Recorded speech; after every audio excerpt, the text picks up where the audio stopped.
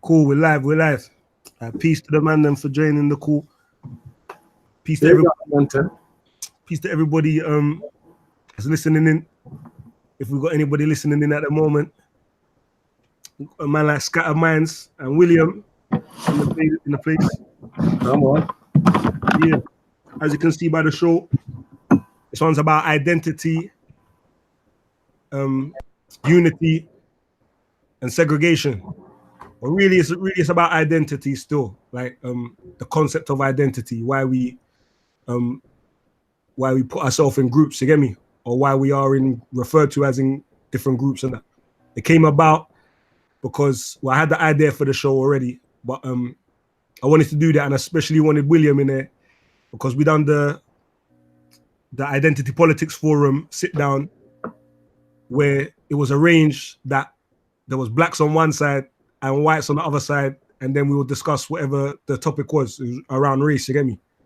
But obviously, William, you weren't on that still. I'll make you say your thing in a minute, but you didn't want to join the thing and sit down if that was the conditions, you get me? But the rest of us joined in. But yeah, that's what made me want to, because I talked to William. I see you in the debates and as discussions, not even debates, let me say, discussions, and it seems like a brother he's a unique thinker in terms of what I've come across in the corner, you get me? Like he definitely seems like man who considers his own opinion and questions himself and rare. So I was interested to have him explain further why he rejected joining the circle. So yeah, if you wanna talk your thing, William. Aye man, sound. How's my mic? Sounds cool, man. Sounds right. Aye, cool. Just a quick question. Sorry, one sec. The rest of the man them, well, me and you Scattered, and when one person's talking, everybody else, I beg them mute their mics off, get rid of all the background sound and all of that, echoes and all of that. Sound. Aye, cool. Yeah, so question, who else am I talking to? Who's this guy Scattered? Do I know him? Yeah, we've spoken at the pot before still. Black guy, Pan-Africanist, Muslim, dreadlocks. Doesn't ring a bell, although whatever. Sound. No worries. Aye, so you want me to give my reasoning for why I didn't want to join the circle, right? Yeah. Aye, sound. It's really simple, man. It's not going to be anything groundbreaking. It's like this, is that I disagree with the initial premise that people are defined by their appearance, for one thing, or their birthplace, or their apparent genetic origin. That's not what defines a person to me. So I'm not going to engage in a discussion where it's separated down those lines that I don't agree with. You know what I mean? I don't think those lines are real. Okay. Scott, what's your take on sitting segregated along color lines in order to have these type of discussions? Yeah, of course. Obviously, I didn't really mind it so much. I done it myself. Obviously, I sat down. From my perspective, it's not necessarily, and it's not really that much of an issue. To be fair, I was just asked to do it by IC3, and that was just it. To be fair, I thought it was funny. I thought it could be interesting, but I didn't necessarily think because we sat down like that that's how the debate was going to go, like one side against the other or anything like that. I think depending on the topic or what's coming up, you would have people who are sitting right next to each other who might end up in a debate with each other, despite having sat on the same side because they're the same color. So I don't necessarily think it was an issue. I thought it could have been an interesting social experiment, but I think part of that social experiment is also that people will be willing to opt out, and it's interesting to see that people did opt out and hear the reasonings why. Yeah. Do you want to say something, William? Yeah, sure. Well, it's interesting that you say an interesting social experiment, because it's not like racial segregation has never been tried before, has it? It very much has, and people don't really think kindly of it. So it's rather, I mean, to look at it abstractly, it's rather fascinating that people are interested in the idea of racial segregation, even on this small scale, because it's representative of a bigger idea. Certain people seem to support it, when it seems that not so long ago, and in other countries and other places, people were vehemently against it. So that's what's fascinating for me. Yeah, I mean, I suppose. I mean, I say in regards to being a social experiment, I think well, interestingly, I think that the opinion is open. I don't think necessarily it is cut and dry. I think there are definitely people out there who would say segregation had benefits and negatives and drawbacks and so on and so forth. So I don't think the jury is definitely out and dry. I think maybe on a mainstream level for the past past 100 years or so, there might have been not even 100, past decade, 3-4 decades, there may have been a consensus against segregation. But I think there's still always been people at the sidelines who've had different ideas around the values or the benefits of segregation.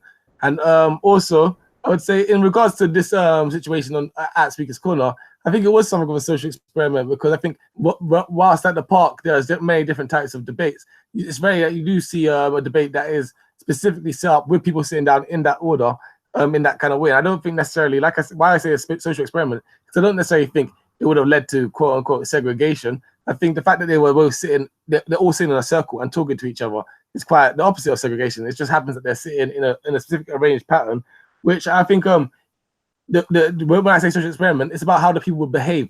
Will people change, and will a clique mentality develop, or will people differentiate themselves and speak for themselves and from their own opinions, all those types of things. So yeah, I mean, it would have been interesting to see, and it was, to be fair. All right, cool. Just a favor, is it possible, like, to keep? I'll try and do the same, to try and keep like the statements more or less short, because you raised maybe 7 things that I want to talk about in your statement there, which is really hard to keep track of. So I'll try and break it down. The first thing is that you say that it wasn't segregation, but because they were sitting in a circle, but the premise was that people who appeared to be light colored were on one side and people who appeared to be darker colored were on the other side. So I'm pretty sure that is segregation, whether it's a circle or not. And that's what I was asked by IC3. It was the second time though. The first time was a previous week, and he was like, oh, cool, but sit this side. I said no. And then I came there again and it was the same deal, and I said no. So that's the first thing I would like to say. I think it's very much segregation. Now, if it is a social experiment, what's the purpose of it? What's the value of it? Does it have a goal? So I'll stop that one there. I think I don't think necessarily there was any goal particular. I mean, you'd have to ask IC3. It was him doing it. I think from my perspective, I was viewing it as something as an interesting social experiment, and I was keen to see, from my perspective, if people's behavior would change, if group mentalities would form, or if people would differentiate themselves. That was just from my perspective. At the same time, I thought it'll be a good basis just for the conversation to flow. I was more focused on the conversation, to be fair, than where we were sitting. I wasn't really too bothered by that. I thought, regardless, from my perspective, if the debate was going to happen, I was going to say what I had to say. All right, so the social experiment was meaningless then. So, I mean, at least from your perspective, if I'm paraphrasing you. So, what was the purpose of separating people in terms of quote unquote race? If you said for you personally you were more interested in the discussion, would it not be more honest and more fair and more natural to let people sit where they may? Like, if there's a prejudice against some race, then people are going to maybe show that in where they'd sit. But if they wouldn't, they would sit naturally. I've got no problem talking to anybody. I want to talk to everybody. But when somebody tells me, no, you can't because you look white, well, I take issue with that. I don't think that's a legitimate way of talking to people. Like, just to put it as basic as I can. I don't see any value in it. That's what I mean, man. Like, if you can say something valuable about it, that would be cool. But I don't think there's anything valuable in it at all. Well, like I said, I think IC3 is the one who set about this thing. So I think you have to ask him specifically on what his aims was on the social experiment. I don't think it was, like I say, particularly that there was any issue with it, to be fair. I thought it would be interesting just to see how. Sorry, go ahead. I was gonna say, while you was in it though, did you feel like you was a part of a team and that you was against another team at any point? No, not me personally. I felt like that was developing, possibly, but I definitely didn't feel like that for myself. I definitely felt like from watching that, I could see automatically that there was different players at the table or within the circle who had different viewpoints. I mean, you had Dust there, who is more on the left of politics. maybe a Marxist. I'm not sure. I can't remember exactly. Then you have you had the lady. You had the young guy there. I can't remember his name, but he was on the right of politics. Sam. That's Jacob. Oh, young Jacob. Yeah, that's it. He's on the right of politics. And then you had those two gentlemen there with the sunglasses, and they were on the right of politics. I respect Shaka. I beg you up, fam. Yeah, respect Shakara. Yeah, you had those two gentlemen with the sunglasses who I'm not sure exactly where their politics was, but I knew it wasn't aligned with the other white guys. So I knew from the start that like there wasn't a team really on that side. And us four on the black side, I didn't necessarily feel like there was a team, but I definitely did feel like we would obviously, or not obviously, but we definitely did have similar political viewpoints anyway. And true say, I knew quite a couple of the guys sitting down there. I already knew that as well. So yeah, I didn't feel like I was on a team though, because there was times when some black guys would say some stuff that I wouldn't agree with, innit? And I would then interject and add my part on. Do you know what I mean? So because I ain't gonna front, I made a post while I was thinking about that as well. Like when I was seeing certain black people say some things that man was definitely disagreeing with, you get me? But obviously by the visuals, we're on the black team, innit? So it made me wonder, all right, cool. So what is it that is actually making us? You know, like that, like other than our skin color. If really and truly that's all it is, then obviously, like I'm like, nah, like it don't make no sense to me. You get me, sir? It made me want to probe it deeper. You get me? But we got man like Shakara in the building, and this is a Pan-Africanist as well. You get me? Yeah, so yeah. I want to get your take on identity in general and how the Identity Politics Forum, the circle is set where it's black sitting on one side and white sitting on the other side. What do you feel about that? Let me ask a question first. Firstly, we got content, we got scattered. I don't even know who else is on the panel, but big up same way. Right now, because I wasn't at the corner on Sunday, so I didn't see this social experiment. So forgive me, but if somebody can give me a brief explanation, I'll be grateful. It's just how the circle set up. Well, the last 2 weeks, obviously you was there 3 weeks ago, where you and Raven speaking with Sam and Jacob. You get me? But man was just sitting anywhere where they want. But the last week, IC3 was like, all right, boom. I want the black people to sit on one side and the white people to sit on the other side. You get me? Right. And we do the discussions starting from that stance. You get me? Like man didn't explain like why to me, other than just for the visuals when people looking at home is going to look crazy, innit? That I think you got some philosophy where he was saying like it appears that we're automatically against each other, but as the conversation goes, you'll see where it is. You get me? But I don't know. Like, man, I have to question. Like I said, I might have to send him a link, you know, fam. I'll make him jump on the thing, you know. Yeah, I'm reach out to him still. Interesting brother still. I'm gonna reach out to him still. I ain't gonna fund. The last time I sent him a link to jump on, he was pressing all sorts of buttons. So he was having a madness still. He didn't know what he was doing. I'm a bit reluctant, but I'm gonna reach out to him. It will definitely be good to get an explanation from him as to why I say it like that. You get me? But yeah, that's the premise thing. You get me? So the question you're asking me is what now? So what do you think about identity in the first place? Like, how do you define identity? And and what do you think about the seating arrangements where blacks were sitting on one side and whites on the other side? You know something? It's funny. I only watched a piece of, I think not Sunday Gone, but the one before, where I think y'all were discussing reparations, something like that. I haven't finished watching it yet, and I didn't actually notice the seating arrangement, which is interesting. But it might be because I wasn't actually paying attention to it. I was listening to it more than I was watching it. But yeah, first of all, identity. And you know, if I was more prepared, I'd draw from my Amos Wilson on this one. He's got a good thing on it. But I think there are a few essential components to identity. I think the essential one is heritage and culture. And then obviously, you know, then there's your present day circumstance and personal experience that factors into it. I think that oftentimes when it comes to identity, your identity is always political, but then there are, as Black people, I feel like we are often indoctrinated in a way that causes us to depoliticize our identity in ways that disempower us in the sense of the fact that, there are people in the world who, when they say, when they identify, with a nation or a nationality, that comes with a certain set of political ideas. And that doesn't mean that all the ideas between everybody among their people is the same. You know what I'm saying? They have differences, but their differences manifest or take place within a particular context or within a particular set of acceptable ideas. So, for example, in this country, what's it called? British is the identity. And then within that, you have an idea called democracy. And democracy allows for a certain spectrum of differences in ideas, you know what I'm saying, which is, manifested in the parliament, for example.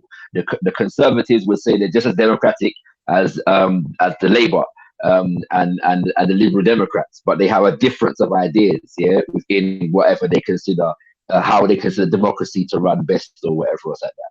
And I feel like, so those are the kinds of things that I feel like factor into identity. But I think if I make it specific to African people or to Black people, I'd say that we are indoctrinated in a way to depoliticize our identity, which means that our culture is often reduced to the expressions, such as music, food, and language. Them kind of things there, but not in ways that encourage us to develop ideas to govern ourselves as a community or as a nation of people.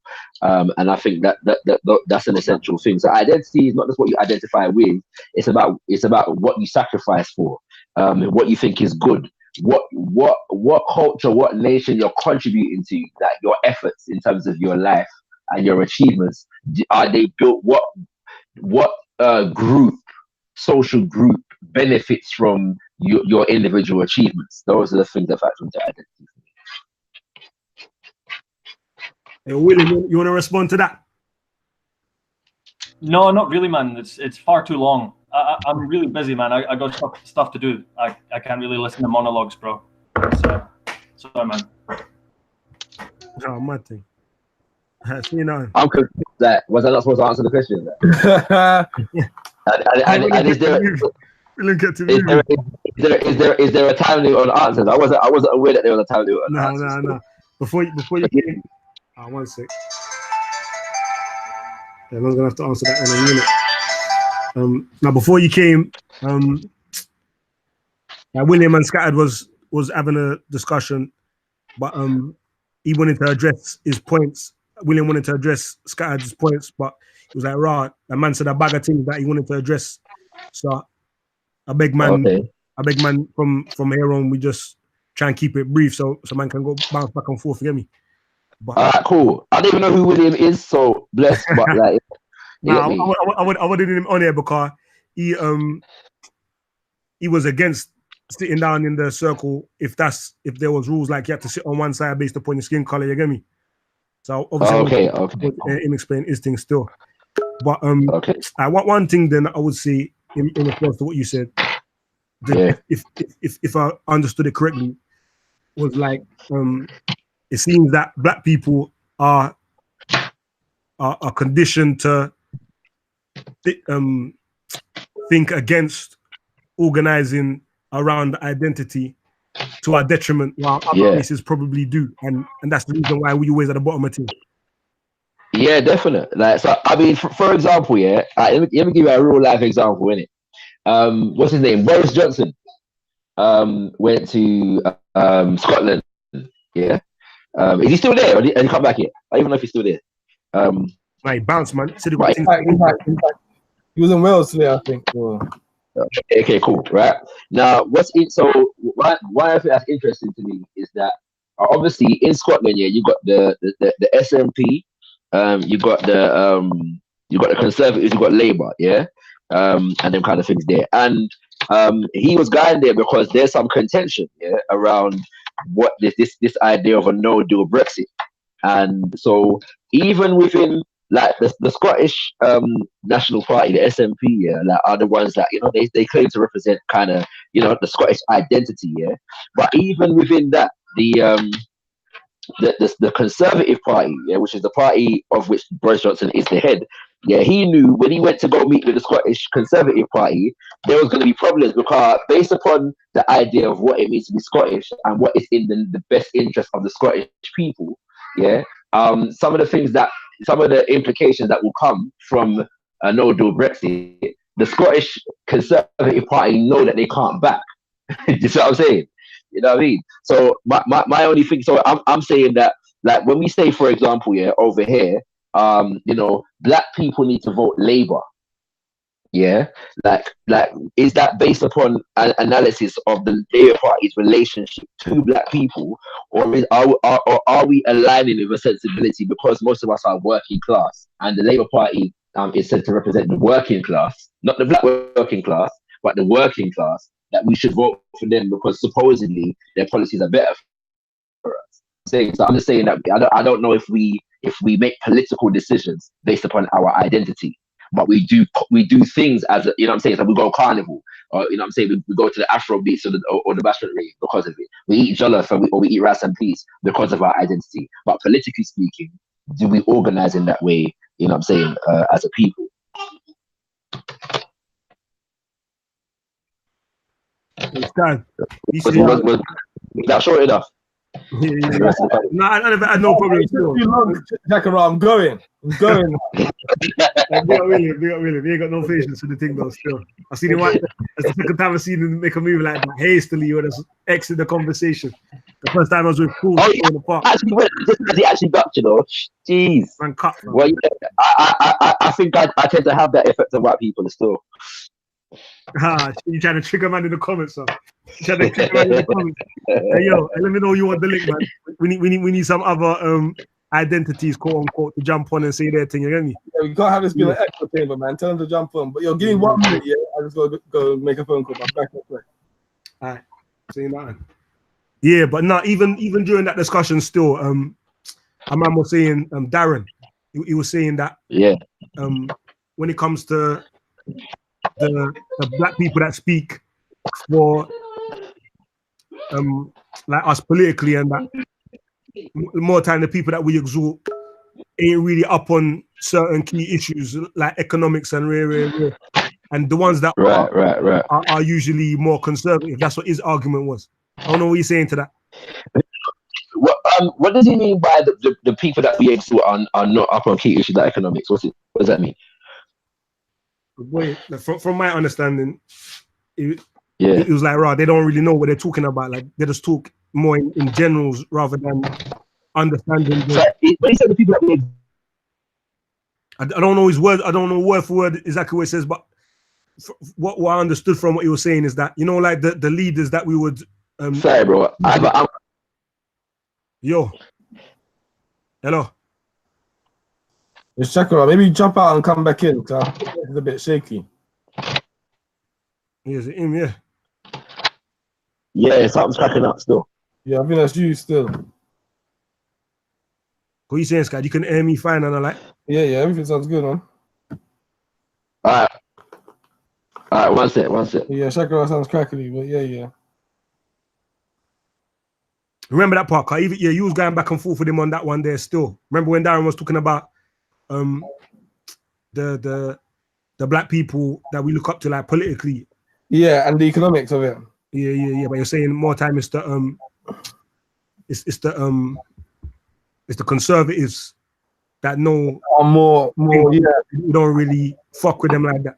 100%. Now I think I definitely would be good to get Shakira's take on that, because obviously, like, I definitely agree with Darren to a certain extent in terms of that Pan-Africanism or Pan-African thinkers haven't necessarily thought that have not necessarily concentrated massively on the economic side of things.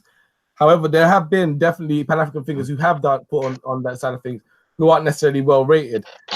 And one thing, like I said, is the reason why Darren might take the opinion he takes is because the conservative Pan-African or the conservative black thinkers, when they talk about economics, they talk about within the frameworks of the capitalist system that we have today and making it work within the capitalist system we have today. whereas some of the more radical Pan-Africanist thinkers reimagined the economy completely. And the difficulty with reimagining the economy completely is if you do it in one country on your own, you know, in a world where the economic system is ran on the Bretton Woods Institute, you end up being in a negative situation. So yeah, it would definitely be interesting to hear Shakara's take on the economic thinkers within the community. Yeah, I'm gonna agree mostly with what you're saying there, Scott. Can I ask a question? The person who said this, are they conservative? I'm not sure. Yeah, I'm not even sure that's political views, you know. I don't know. I think he's one of them. Took a piece from every angle. You get me? Yeah. So, because the statement sounds like an attempt to kind of, you know, promote kind of conservatism within, as far as economically within among black people. But I could be wrong on that. It just sounds like that. But yeah, I'm not gonna agree with Scattered. I don't know if that's the case, to be honest with you. But if we're talking about the liberation of black people or the black liberation movement, there are so many different concerns. So if you focus on somebody, for example, that is actually addressing you know, police brutality, they may not be the most, you know, erudite kind of economist in the world. That may not be the case. You know what I'm saying? But then you can't talk about like most of the leaders and say that they weren't economically sound if you're dealing with a macro idea of what economics is. So when Scott is talking about some people actually reimagining the economic system entirely, yeah, because I find out when people talk about economics, you know, they want you to talk about the stock market and GDP and money, basically. This I'm saying, as though that is the entirety of economics. But then if we look at somebody like Winnie Mandela, who is a social worker and who was dealing with such things like land rights, and as it relates to you know, black people in South Africa, was she not dealing with economics? This I'm saying. If we talk about Kwame Nkrumah, you know what I'm saying, Patrice Lumumba, Secretary, who are heads of state, how can we argue that they weren't dealing with economics? You know what I'm saying? And these are people that reimagine whole economic systems, yeah. Malcolm X, Marcus Garvey. Do you adhere to the left and right political system? No, but we exist within it, so I relate to it, but I don't consider myself within like right or left of anything in terms of. You see all the people you just named out though. Yeah. If you had to put them on a spectrum, left or right, where would you put them? Forward. What you saying? Okay, all answer. Yeah, no, for real, because we have to begin to define outside of Eurocentric political definitions. So in a sense, like I'm willing to suggest that within the Eurocentric construct, because if we're relating to Europe might put them left or right in relation to Europe, but would they be left or right in relation to an African political sphere or pendulum? This what I'm saying. There might be a difference there. Yeah, you saying I need to take off my European goggles? Let me comment on that. Yeah. No, I'm not even saying that just to you. For example, yeah, because on the level of conservative, all right. So many people consider Marcus Garvey's economic philosophy, yeah, as capitalism. So they'll say it's conservative on the right, yeah. You see what I'm saying? There are others, but then many would consider Kwame Nkrumah's economic philosophy on the left, yeah. But when you look at it, was there a whole heap of difference between those two in terms of what they were trying to do in terms of empowering African people? Nkrumahism is Garveyism. Right, you see what I'm saying? You know what I'm saying? In a lot of different ways. That's what there were differences between them, because to some degree they were dealing with different realities. But you know what I mean? Can you easily put them on left or right of the political spectrum as we know it in this society? I don't think you can. Can you easily put anything on the left and right? In all honesty, it's a good point. I think it's interesting when you ask about should you take off your Eurocentric goggles or whatever it is. Yeah. I think the point that Shakara makes is definitely important. I think people need to remember where this whole left and right thing came from. It came directly from Europe. It came directly from the French aristocracy and the French bourgeoisie and the French proletariat, and where they sat within the House of Representatives within France during the time. I think it was the House of Representatives, I'm not sure. And so you have the rich on one side and the workers on the other side, and that formed this idea of the right and the left very early on. And then since then, political thinkers within Europe have added on to this idea, but within this idea, it's always been imperfect. And I've heard people even say that the left and right spectrum is actually a horseshoe, meaning that, you know, they meet up at the other side, kind of. Do you know what I mean? So you're far enough left, you're kind of close to those guys far enough right. And I think the spectrum itself, I think a lot of political thinkers have even tried to create two lines, right? So you have the left and right line, and you have one vertical line going straight through it, basically being authoritative and for freedom, basically. So people could be on the left and be authoritative, or you could be on the left and be for freedom. And you could be on the right and be authoritative, or be on the right and be for freedom. And I think it's I think that. Go ahead. So I would say really what man was trying to get at with asking that questions is like during the discussion, Darren started reeling off certain names that he was saying are conservative things. Okay, yeah. But the information what they're talking about, he thinks is very beneficial if man take on certain of their ideas. You get me? But, so what names did he mention? Thomas Sowell was one of them that I remember. I already know of him already. I can't remember the other names, man. It's the first time I heard them. Still the other names. All right, cool. Go. But my he got objection. I want to say everybody was objecting to him. My man objected just from me heard the names. You get me? So I'm wondering, like, I don't know, maybe somebody is consider themselves right wing or conservative or traditionally on the other side of where we've been at as a base. You get me? Yeah. But so what's man saying? If they got a good idea that's practically beneficial for man's to not embrace it because it's coming from there. Yeah, that's what I'm saying. I'm saying that we don't, because I'm not like, it's not to me about whether a thing is right or left or not. This is what I'm saying. Like, I think that's why I don't consider myself in them kind of categories there. And I think we do ourselves a disservice where that is concerned, because there's no, for example, I'm not seeing where right or left, like as far as our relationship with the government of this country has put us in any more beneficial position. The right oppresses just as much as the left, and vice versa.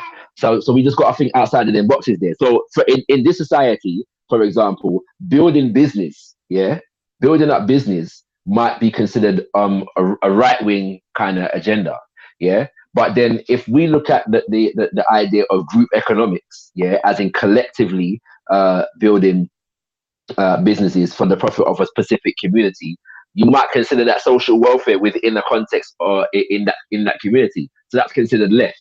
Yeah, just what I'm saying. So as far as solving Black people's problems, we have to break out of the left-right box in general. It's not so the ideas that are beneficial are the ideas that benefit us and help us to grow collectively. It's not about whether they're right or left or not, or considered right or left, should I say, within the society.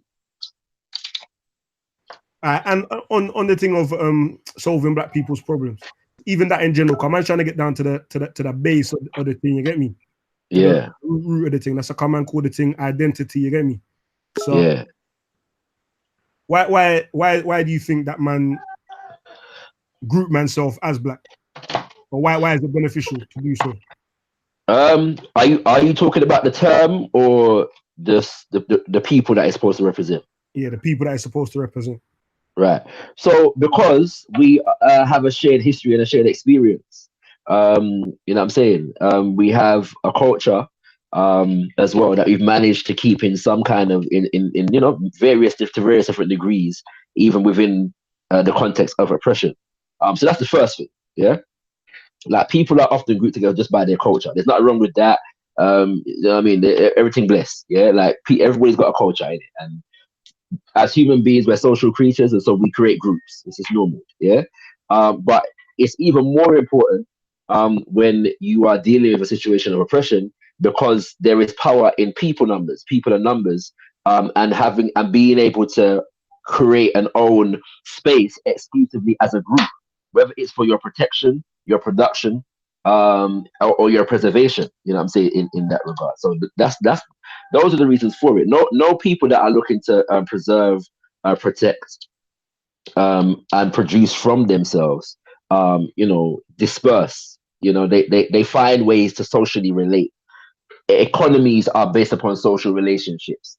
Politics is based upon social relationships. So it's just about creating environments to socially relate in ways that benefit the group of people. And that's especially important for us as African people, given our specific history. So what do you feel about the what do you think is the mindset of the people in regards to their awareness of identity, coming from that perspective, what you just described, like just people in general, like all people? I think there are some people for whom that kind of sensibility comes as second nature, because their communities operate in a way. They're born into communities that operate in certain ways, and so they inherit that certain patterns of behavior as a result. And as much as those patterns of behavior are left uninterrupted, they will continue to manifest them and evolve them. I think for African people, our social patterns of behavior are continuously interrupted and tampered with. So when we begin to start relating in ways that will benefit us, there is a concerted effort to destroy, those social relationships and those ways of operating, those ways of relating to each other. And I think that, in a sense, now what is happening is that we are being indoctrinated in a way to think that relating on the basis of what is called race and having an exclusivity is seen as destructive to humanity in a certain respect. But the people that are promoting that run a whole system that is based upon the superiority of their race over ours, whilst we are taught not to organize on the base of our race. And how do you come to that conclusion? Well, for example, let's start with the S word, slavery, and just say that they developed a whole system, a whole economic and political system, global economic and political system that was based upon enslaving our ancestors, and then they evolved that into another political economic system that was based upon enslaving our ancestors and controlling the land that is historically considered ours, which is Africa. And so ever since then, since World War II, they've tried to maintain that control and that relationship. So whereas race mattered, it was everything before World War II. Ever since World War II, because Africans have kind of wrestled back some power from the Europeans in terms of independence and more revolutionary forms of what independence was. The idea was to basically maintain, the resources, but with a different methodology. So it's a thing whereby race don't matter no more. We're all one, and not only are we all one, but we all come from Africa. Yeah, you know what I'm saying? All human beings are African. Now, you know what I mean? Whereas, they were all human beings were Africans. In fact, Africans were the lowest of the low before. And so, but the idea that race don't matter and we're all Africans is not having any appreciable change, making any appreciable change in the social, economic, and political condition of African people around the world. So the idea that race doesn't matter no more, Africa is still the most impoverished continent with the most exploited people. You know what I'm saying? Africans around the world remain in whatever country, whatever community, our communities remain the most impoverished and the most socially disaffected and them kind of things there on the basis of the fact. But even though race don't matter no more, we're all the same under the skin and we all bleed, you know what I'm saying? All that kind of stuff. But at the same time, the civilizations that are run by Europeans, are still prospering. They're still making themselves rich off of the exploitation of African land, people, and resources. And so while they're telling us that, race doesn't matter anymore. The nations of the earth that are run, managed, and controlled by the agency of the white race, so to speak, are still, in control of the social relationships of the world in terms of economics and politics. Ralph's on here to defend the white man now. Come in, Ralph. No, man, bro. I've come to this to talk about black things, bro. Hey. What I was gonna say then is you see when children are growing up, and Dust was saying this as well. One brother was like, yeah, man should separate, and we do our own thing. We go to Africa, look down the resources, and we'll share them with the world. But obviously, in control of it, you get me? But then the brother was like, now Dust was like, boom, if man is true, man grow up segregated, make man have animosity towards each other and want to lick each other down and rare. He's saying when children grow up, and man bear witness to this as well. So when children grow up and they're in the playground, and when they're really that young, everyone's playing nicely together, all of the different races, they don't really acknowledge it like that. So I feel like what would you say is responsible for us? I don't know if you agree with that, and if you do, what would you say is responsible for us growing up and then segregating ourselves off? And if we didn't, what do you think the world would be like if we dealt with each other the same way we do when we was infants? Who you asking? You Shaka. Oh, yeah. So before you continue, I'm gonna do. Cause I know Raven is listening to that in his spirit and saying "Kumbaya." You get me, sir? I'm gonna just put that out there already. You get me? Yeah. So it's a thing where I don't. This idea that children let's play together is all well and good. Children also exist in a social, economic, reality that they are not completely cognizant of or completely aware of. At the same time, I think pretty early you can identify the fact that culturally speaking, children that have similar cultures tend to gravitate towards each other. You know what I'm saying? I can remember in school being one of a few black people in the school, primary school. Yeah, sure, yeah. And knowing that there was something, similar about me and this black youth over here that the rest of them didn't share with us, innit? You know what I'm saying? And the same for the Asian youth then. And so just as much as everybody can play together, children are quite capable of acknowledging difference and similarity without making it an animosity. You know what I'm saying? We knew certain ways that the Asian youth them do this, yeah? And that was that. You know what I'm saying? Next thing, sorry. Let me cut in again as well. I want to acknowledge this as well, because this is a reality. Even to me, when I was a youth man, sometimes it ain't gonna front. It can be dangerous, or it look like there could be some external influences that man don't know about. Because when I like drawing and that, you get me. And when I used to draw all the time, I always used to draw like cartoon characters. I always used to draw imaginary ones. I always used to draw white people. Right. It's only until I got one half brother, you get me? It's only when I went to ends and I used to see the drawings that he done was black people that even come into my mind as an option. Right, man can draw black people. Yeah. You know, like that. So and that I say that as well because it come to my mind, the dough test, you get me? Where exactly. Everyone's picking the white dough and shunning the black dough. And I don't know, maybe it could be the same if it was a black majority country where everyone would want to be black. I don't know. I'm just putting it out. Funny about that, because one thing that people miss about that doll experiment, when it was redone some years ago and put in a documentary called A Girl Like Me, the key question, because that the one they asked him, what doll, which doll would you like to play with? Yeah, pick the white doll. Yeah, which is the nice doll? The white doll. Which is the bad doll? The black doll. Yeah. Then they asked the child, which doll is most like you? Yeah. The child, having already picked the black doll as the bad doll, picked that doll as the one that represents him.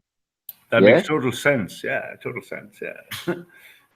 Indeed. Right. Yeah. So the point is that from very early, we're indoctrinated into these ideas of good and bad, and you know what I'm saying. So It's not like children are not already indoctrinated with the idea that white is right from early. You know what I'm saying? And this is dangerous for us as African people. So I think it's dangerous to raise children without an awareness of the reality in which they're living in. What's it called? At whatever stage of development and understanding they are at a particular moment in time. And I can speak to that somewhat because I had parents who never shielded me from that reality. It never damaged me in no way in it. You know what I'm saying? Like I've never murdered any white people. You know what I'm saying? You have a fist up anyone. You have a fist up anyone. Fist up. Yeah, we I mean, I went to school in Walthamstow, like when Walthamstow wasn't like in an era that wasn't particularly like I was like the only black youth in my year at primary school. So at a certain time, I managed to get brought up. You ever fight another black person? Once or twice, isn't it? Once or twice, but that was light skin. I was light skin. I don't count. But that was more in secondary school though. I went to a more black secondary school, isn't it? That's what I'm saying. And people will fight, innit? It's just like it goes, isn't it? Because that's what the politics is all from. Like it's just the ends, isn't it? People fight in the ends. So yeah, that's just that. You get me? No, but I interrupted you. Still, you're saying something. What was I saying? Where was I at? No, yeah. Just finish it up. Really, I'm just saying that I just think it's dangerous to try and to raise children, especially black children. Yeah, you know what I'm saying. And the idea that not raising the children on no kumbaya thing is teaching them to hate is nonsense. You know what I'm saying? Amen, brother. Amen. I know Ralph's on that as well still, but I think Ralph got let me not try to tarnish man's reputation and let man speak for himself. Cool. What I'm saying. I started off the question with identity. How do you define identity, Ralph? Well, I just jumped in a bit, but I liked a lot of things I heard from Shaka and stuff. But if you look at a different way to come at it, right, and you say, how does a psychologist think of it? Or how does a psychiatrist think of it? I mean, if you say black well-being or white well-being, what about just general human well-being? What does that look like? Do you guys know about Markov's hierarchy model of well-being? It's the best psychological model we have for well-being, yeah? Look at me go. Does this make sense? We say check around charts and that. Yeah, sorry, bro. Sorry, bro. I could use the word. Yeah, it's straight in, man. Straight in, yeah. But all humans have these 5 hierarchies of needs. This is the best psychological model we have. At the bottom, we must be safe, yeah? Health, food, and sleep, you must eat. And then you must be safe. No one must kill you. And that we've achieved that for large parts of the world. But then the most important 3 bits for a well-made human being is you must have the love and affection by being part of a group. And from that, they build self-esteem, the value of yourself, and then they receive esteem from others. And only when a human being has got that esteem from himself first, and then from others, can he self-actualize his potential, right? If that makes sense, right?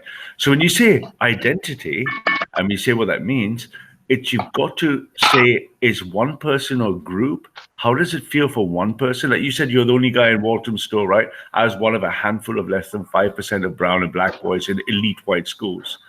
And you realize that when you look at the top bits, your self-esteem and your esteem from others can't be separated from your racial identity. So here's a great stat. Do you know the most segregated time in the United States is? Yeah, 12 o'clock on Sunday morning. Yeah, exactly. Why? Because under absolute free will, and despite being our Christian brothers in arms, white and black people will flock to different churches. And you know what the most segregated space is in the United States or any major nation? The most segregated spaces are the prison population, where when they all go into the yard, immediately whites, blacks, and browns will form different groups. So you can't separate race from your self-esteem, because the value you get from others is kind of dependent on your race. Now, I don't want to, God forbid I want to upset Raven and the Kumbaya contingent. No, Raven ain't on the Kumbaya thing.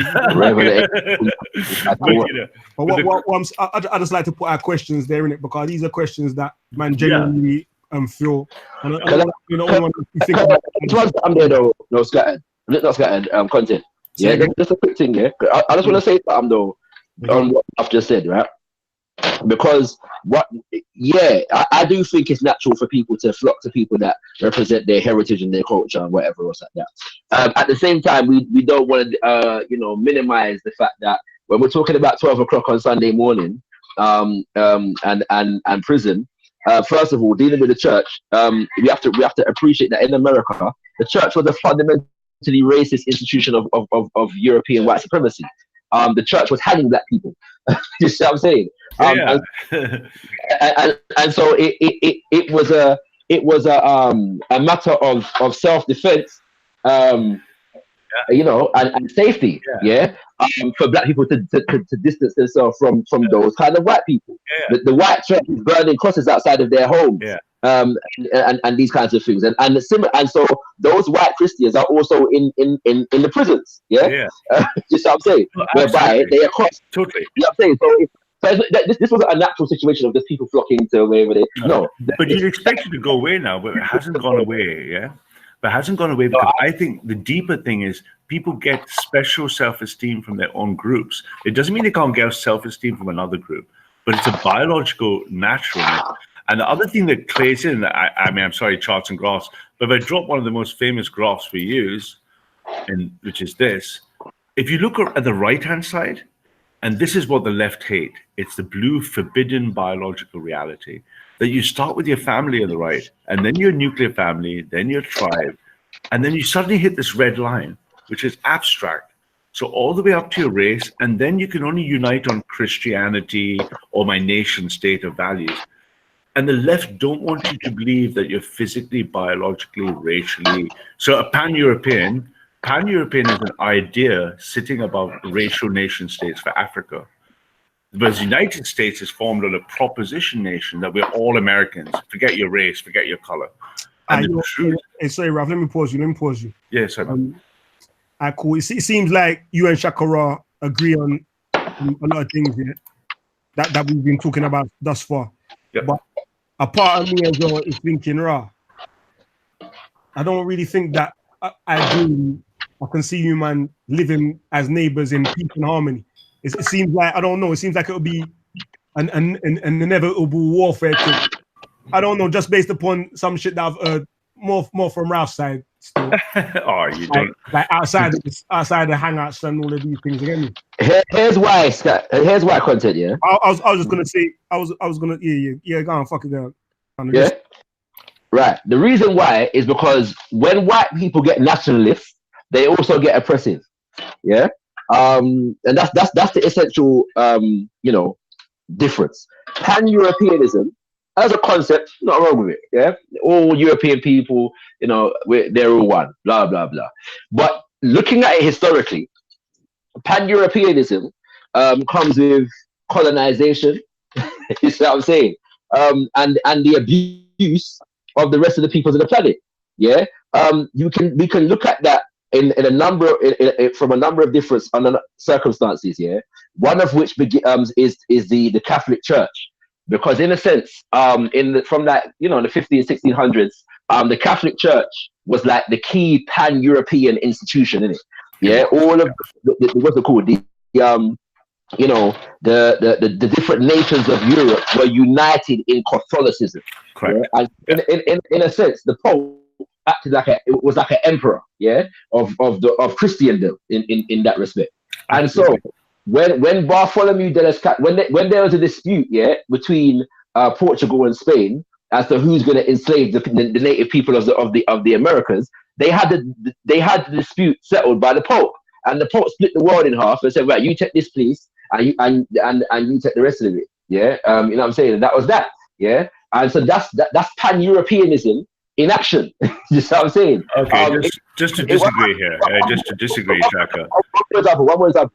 In the 1800s, yeah, when they were warring, yeah, with each other over African land and resources. They came together, yeah, at a conference in Berlin, right? You know what I'm saying? Yeah, in a newly found nation, yeah, you know what I'm saying, in Europe, right?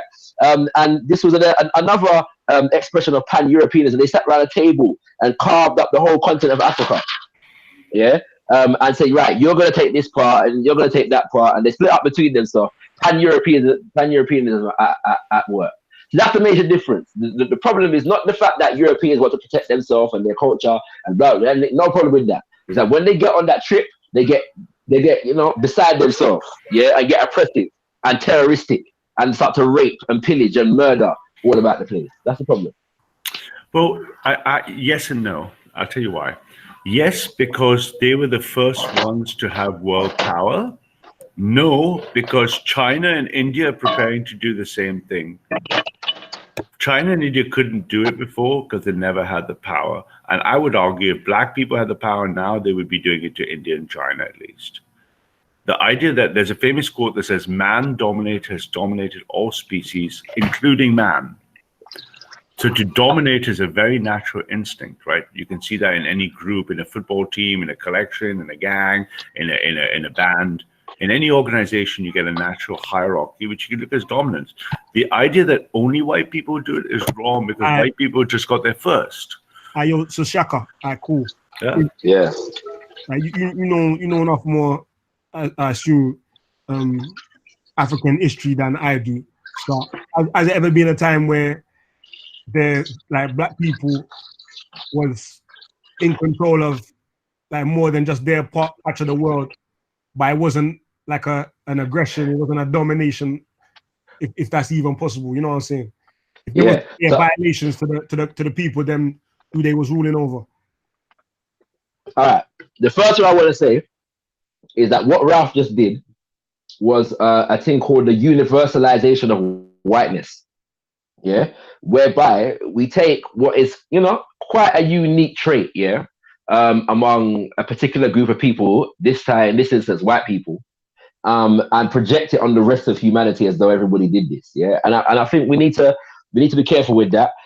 There are countless people on the planet Earth who have developed societies and nations alongside each other without having to feel like they have to colonize and oppress groups of people that are neighboring them or groups of people that they encounter in their travels around the world. That this is, what I'm saying. So this idea that everybody just goes around and dominates everybody is not the case.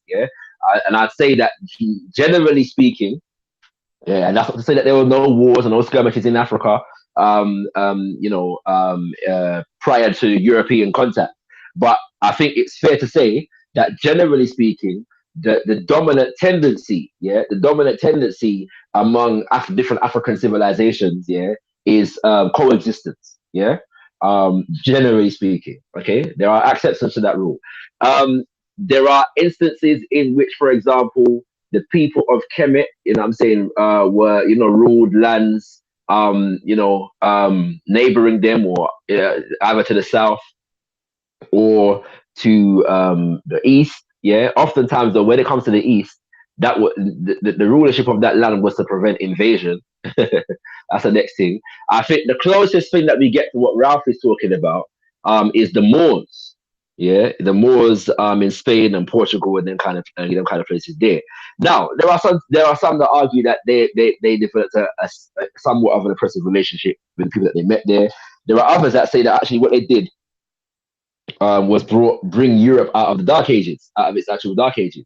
So that is a debate that we can have. I don't think though, however, you can suggest that as African people, because we were in a more powerful and advantageous position for a number of centuries, in contact with other people, and you don't find the level of oppression that has been heaped upon us by Europeans. I'll tell you why I disagree, right? So the most colonially expansionist and most successful black military expansion and colonization with nothing to do with white people, and before, of course, is the Bantu expansion, right? Isn't it? Isn't that the Bantu expansion? How? So the Bantus came out of the Congo and they pretty much colonized everyone all the way down to the Kalahari by force. They killed millions of people. There's a reason why it's called the Bantu expansion. And so to say that they went through the continent is killing people is just foolishness. Why? And you're using an example, to which there's not a whole heap of information out there about the Bantu expansion. It's not like a heavily recorded aspects of history. So the way you get the idea from they went through the continent killing people is nonsense. Yeah, I don't know any records that suggest that. That's not to say that there were no wars or no disagreements or anything like that. But the Bantu expansion is not characterized by murder and pillaging and rape. That's just nonsense. There's no source for that at all. Well, anyway, okay, that's a separate sideline. But I think again, the point is the Bantus arrived. They originated from Congo, my friend, and they swept across. What you say? I mean, so my point is, yeah, Shaka at the same time, but my mic was on mute still. What you saying? Skip past that. Let's skip past. He skipped past it different. The greatest African military empire in the history is the Bantu people, man. I mean, come on. They were like Rome, right, for Europe. They just smashed their way across Africa. Right, they were brilliant. They were very good fighters. What's your source? What's your source, Ralph? I'm not an expert, Shaka. I'm not an expert African history. I suggest you start talking then. Hey, Ralph. Hey, Ralph. All right, cool. Yeah. Let me say something. I watched that video back with you, Lister and Saracen, and I don't. I can't remember exactly what you said, so I don't want to misrepresent you. But that's okay, bro. I think you said something along the lines of like you admitted to deliberately putting out misinformation in order to destabilize who you deem as your opponent or something like that. Absolutely, yeah. Okay, but they bring up a point after that which I think is valid. How can anybody trust anything you say after that? After you admit to that? Because you should never trust what I say. You should do your own independent research, right? Okay. Yeah. Why would you trust me, even if you knew me? I mean, you should always. So when the Russians and the Americans over the 70s and 80s had to decommission all the 20,000 missiles, the whole principle for mutual disarmament was on the principle of trust and verify. So I trust you're going to take out a missile, then I'm going to check. So people should check independently. You should never believe me or anyone else, right? You should always trust. You should always double check, triple check, double multi-source. Yeah. So don't your Bible and like that teacher again them thing there. Telling the truth is essential, but then there's fighting your enemy. and my enemy is not black people. My enemy is the left. Just to be crystal clear, right? My enemy is not black people. My enemy is not Muslims. My enemy is the left. No. I've say some things about black people that might lead me to disagree. You know. Hey, you can't count me trolling and as a remark to be anything of my views, bro. Come on. Not trolling on your. I think we already asked you about it one time on a live panel. Remember your first introduction to the new right? Yeah. And you said your plan for the sub-Saharan Africans was either recolonization or genocide. I would not have said genocide. Never. Yeah. I would have said, yeah, I can be honest. Oh, no, not genocide. No, I would not. I would never think that thought. Yeah. You said a call. But I think the planet as a whole, not just Africa, could do with a good call. But I think Africa would benefit from colonization led by Western black people. Yeah, that's my view. I mean, I'm very honest about it.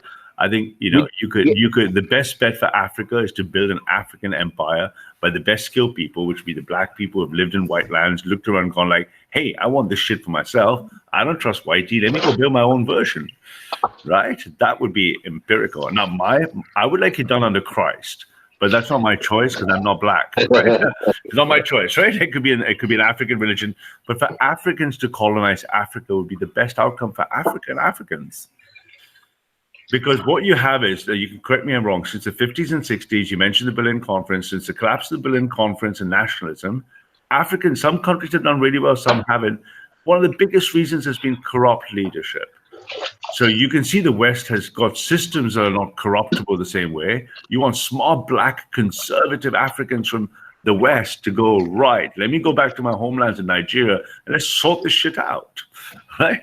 That's my model. The major flaw in what Ralph just said is that the most uncorrupt systems of governance that the world has ever seen come out of the indigenous political systems of the continent.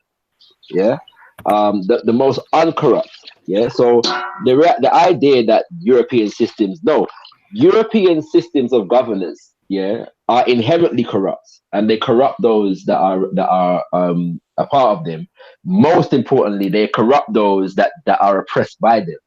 Yeah, and that's what we're seeing on the continent today. We are seeing every nation in Africa and the Caribbean doing their best to ape and to mimic Westminster democracy, to the detriment of their own nations. Yeah, and they have the assistance of the West, Westminster, what's it called? You know, Congress and them kind of things there. In their quest to do so. So even the economies of African nations are not run by Africans; they're run by Europeans to the benefit of Europeans. And the corruption that we see in Africa today, is but you know, a symptom, of that oppressive relationship. That's all it is. Oppression. But I would beg to disagree with total respect, and I'll tell you why. Yeah. If for a second, just hypothetically, you park the oppression historical narrative, just to humor me, park the narrative for a second, hypothetically. Here's last year's World Corruption Index. What do you see? The West is corrupt free in the blue. India and China, the rising superpowers, are becoming less and less red. Russia is completely corrupt. It's not just white man. Russia is white.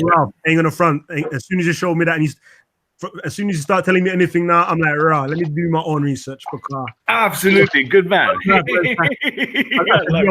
that blew us up. I was like, yo, I don't know. Wagwan, man. You do triple research, brother. It's really Ralph did, though, yeah? Let's pretend. Pay attention to what Ralph just did, though, yeah? Pay attention to what Ralph just did very carefully. Ralph said, hypothetically speaking, yeah? Hypothetically means we're dealing with a situation. Yeah, for argumentation. So that's and then we can revisit the hypothesis. Yeah. One sec, right? So hypothetical is basically a situation that doesn't necessarily exist in reality, but for argument's sake, let's say, yeah. Then now you go from hypothetically to giving me some so-called statistics based upon the actual reality. Correct. So we're going to use the actual reality. But my point is either my hypothesis is wrong, in which case we can ignore the data, or the hypothesis is right? But if you look at the hypothesis, what you notice, take Africa out for a second. India and China are going to have 55% of the world's population and 40% of the wealth in 30 years. But have you noticed India and China escaping colonialization, and they're becoming less corrupt? But look at the Russians. Yeah. The Russians are as corrupt as African countries. So Russia is as corrupt as Africa. So what is the answer? The answer to success is to become uncorrupted. So Africa Russia is as corrupt as Africa. Look at it. The Eastern Europe that was communist, they're almost as corrupt. Look at the yellows of Poland and Hungary. They're also corrupt. Whitey is also corrupt. But Africa, China and India are escaping the corruption. For Africa to become blue, it must, or yellow first and then blue, it must become decorrupted. Let's look at Africa. What's yellow in Africa? Whoa. South Africa, Namibia is becoming corrupt. So the African solution is it must become uncorrupted. How does it become uncorrupted? It must copy the blues. That's what India and China do. India and China learn. It'll take 3-4 generations, but you're learning to become uncorrupted by copying the blue. Yeah. And you think that's a crazy idea? I'm happy to think why it's crazy, but I think it's a good idea. You know what's funny is that Ralph just agreed with me that African countries are doing their best to ape and mimic Westminster democracy. So it's evident that there's not really a problem. Yeah, if we have any problems, one of them is not following white people. And so addressing the topic here, the theme of the show, I think that one of the things that will help us to become less corrupt as African people is to get away from white people. Hey, you got my attention there, amen. But more importantly is to replace corrupt black leaders with high integrity black leaders. Yeah, and so basically, in other words, to replace the leaders that love white people with leaders that love black people. What are you saying to that, Ralph? No comment. Oh, but I'll give you. I saw you really broke up, Shaka. So I missed only 3 words of the last sentence. Did you say it once? He said in other words, replacing the leaders that love white people with leaders that love black people. Absolutely. But more importantly, let me give you a great example. Nigeria, right? Nigeria is booming, right? 30-40% of all its future projects for 30 years, the corrupt black leaders sold to white Western hedge fund managers. So to build on your point, Shaka, a black Nigerian Trump, the first thing you do is tear up all those agreements with ExxonMobil tear up the agreements with Shell, and say, nah, I'm not giving the next 50 years of Nigerian wealth to a white hedge fund managers.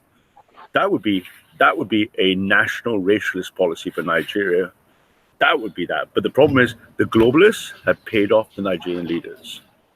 That's your problem right there for Africa in a nutshell. You need an uncorruptible system for black African leaders. Yeah, but the globalists are European white people.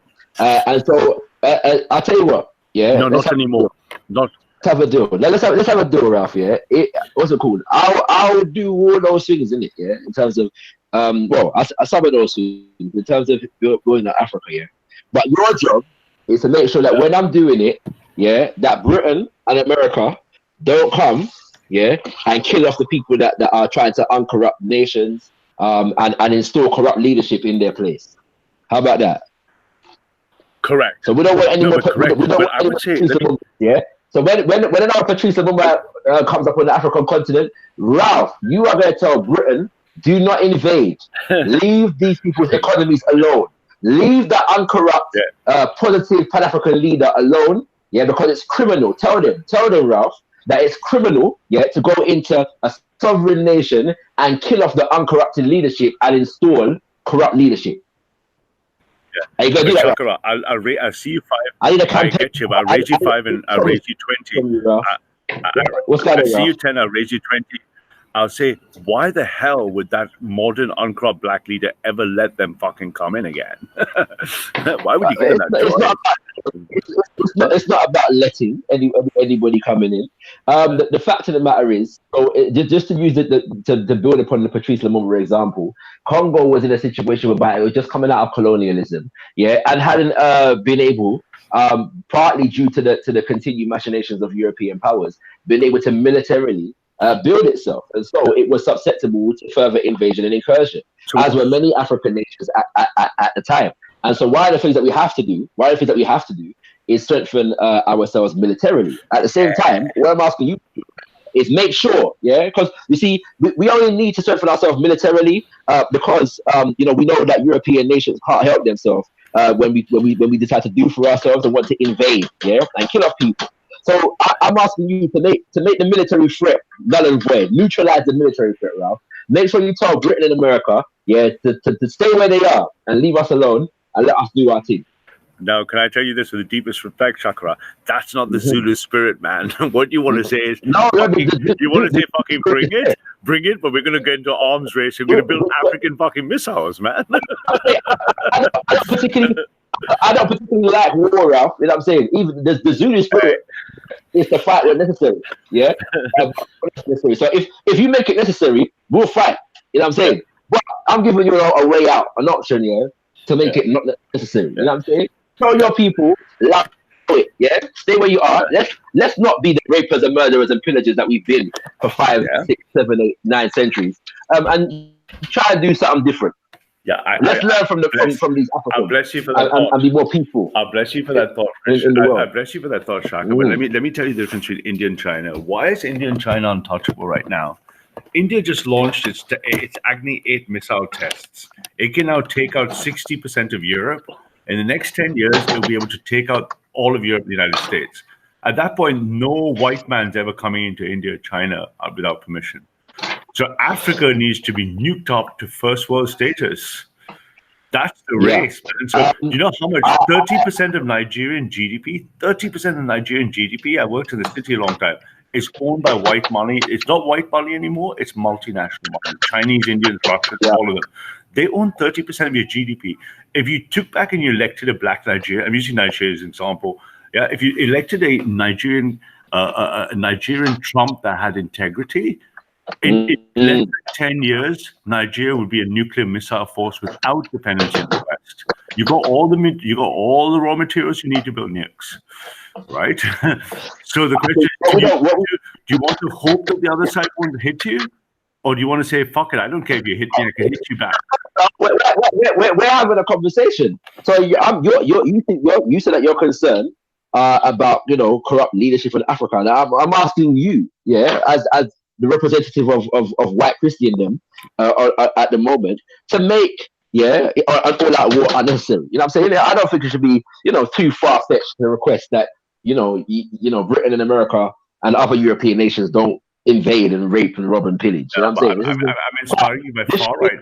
This should be a basic level request. It don't know. It should be in a kumbaya world, Shaka. It would be, but it won't be a kumbaya world. To answer your question regarding China and India, there's some sympathy that I have with this, and it relates to what Content was saying earlier in terms of identity and group. Yeah, the reality is that no group of people have suffered what we have suffered as African people, and the fundamental basis upon which there is a difference is the idea of culture. Yeah, the cultural colonization that African people have experienced is unparalleled. Yeah, whereas China and India were able, in spite of colonization, to organize around their culture and their identity. Yeah, you know what I'm saying, and in some cases merge and even unify and develop a coexistence between indigenous cultures and identity to some degree. Africans were starting at a bit of a disadvantage in that respect. Yeah, and so this is one of the reasons why it makes it imperative for us as African people.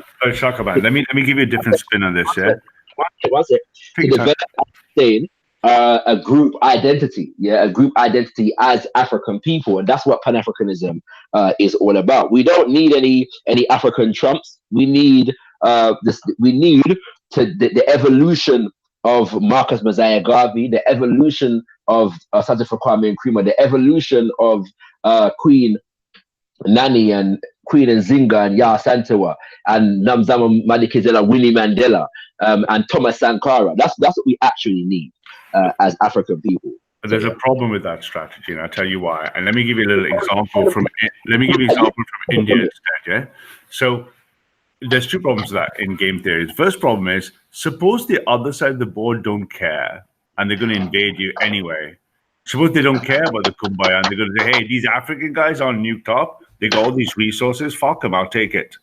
Your strategy will not work. You'll be colonized economically.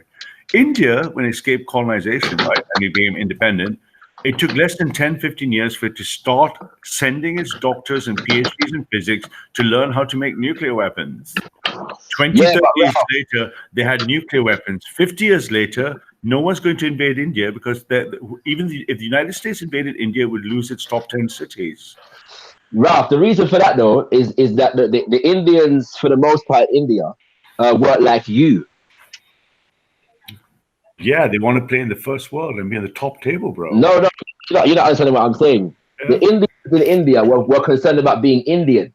Yeah, just see what I'm saying. So in a sense, no, you are actually a testament to the success rate of colonization in India. Yeah, because in a sense of the fact that there was a class of Indians who identified with the British state, and Britishness and them kind of things there, okay?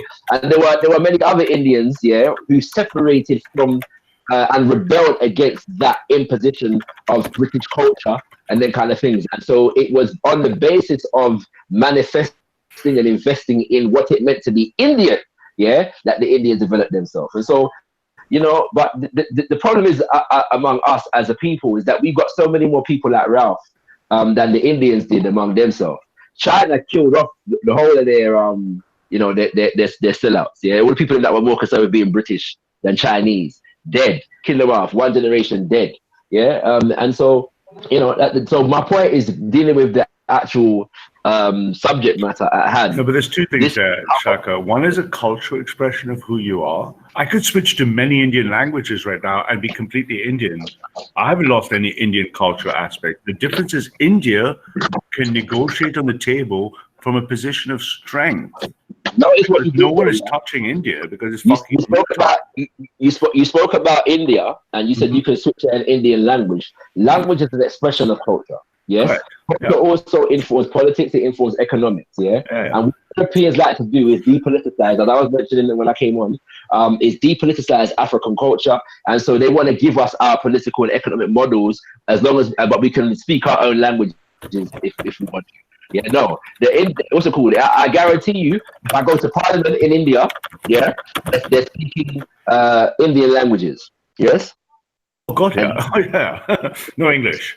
Yeah.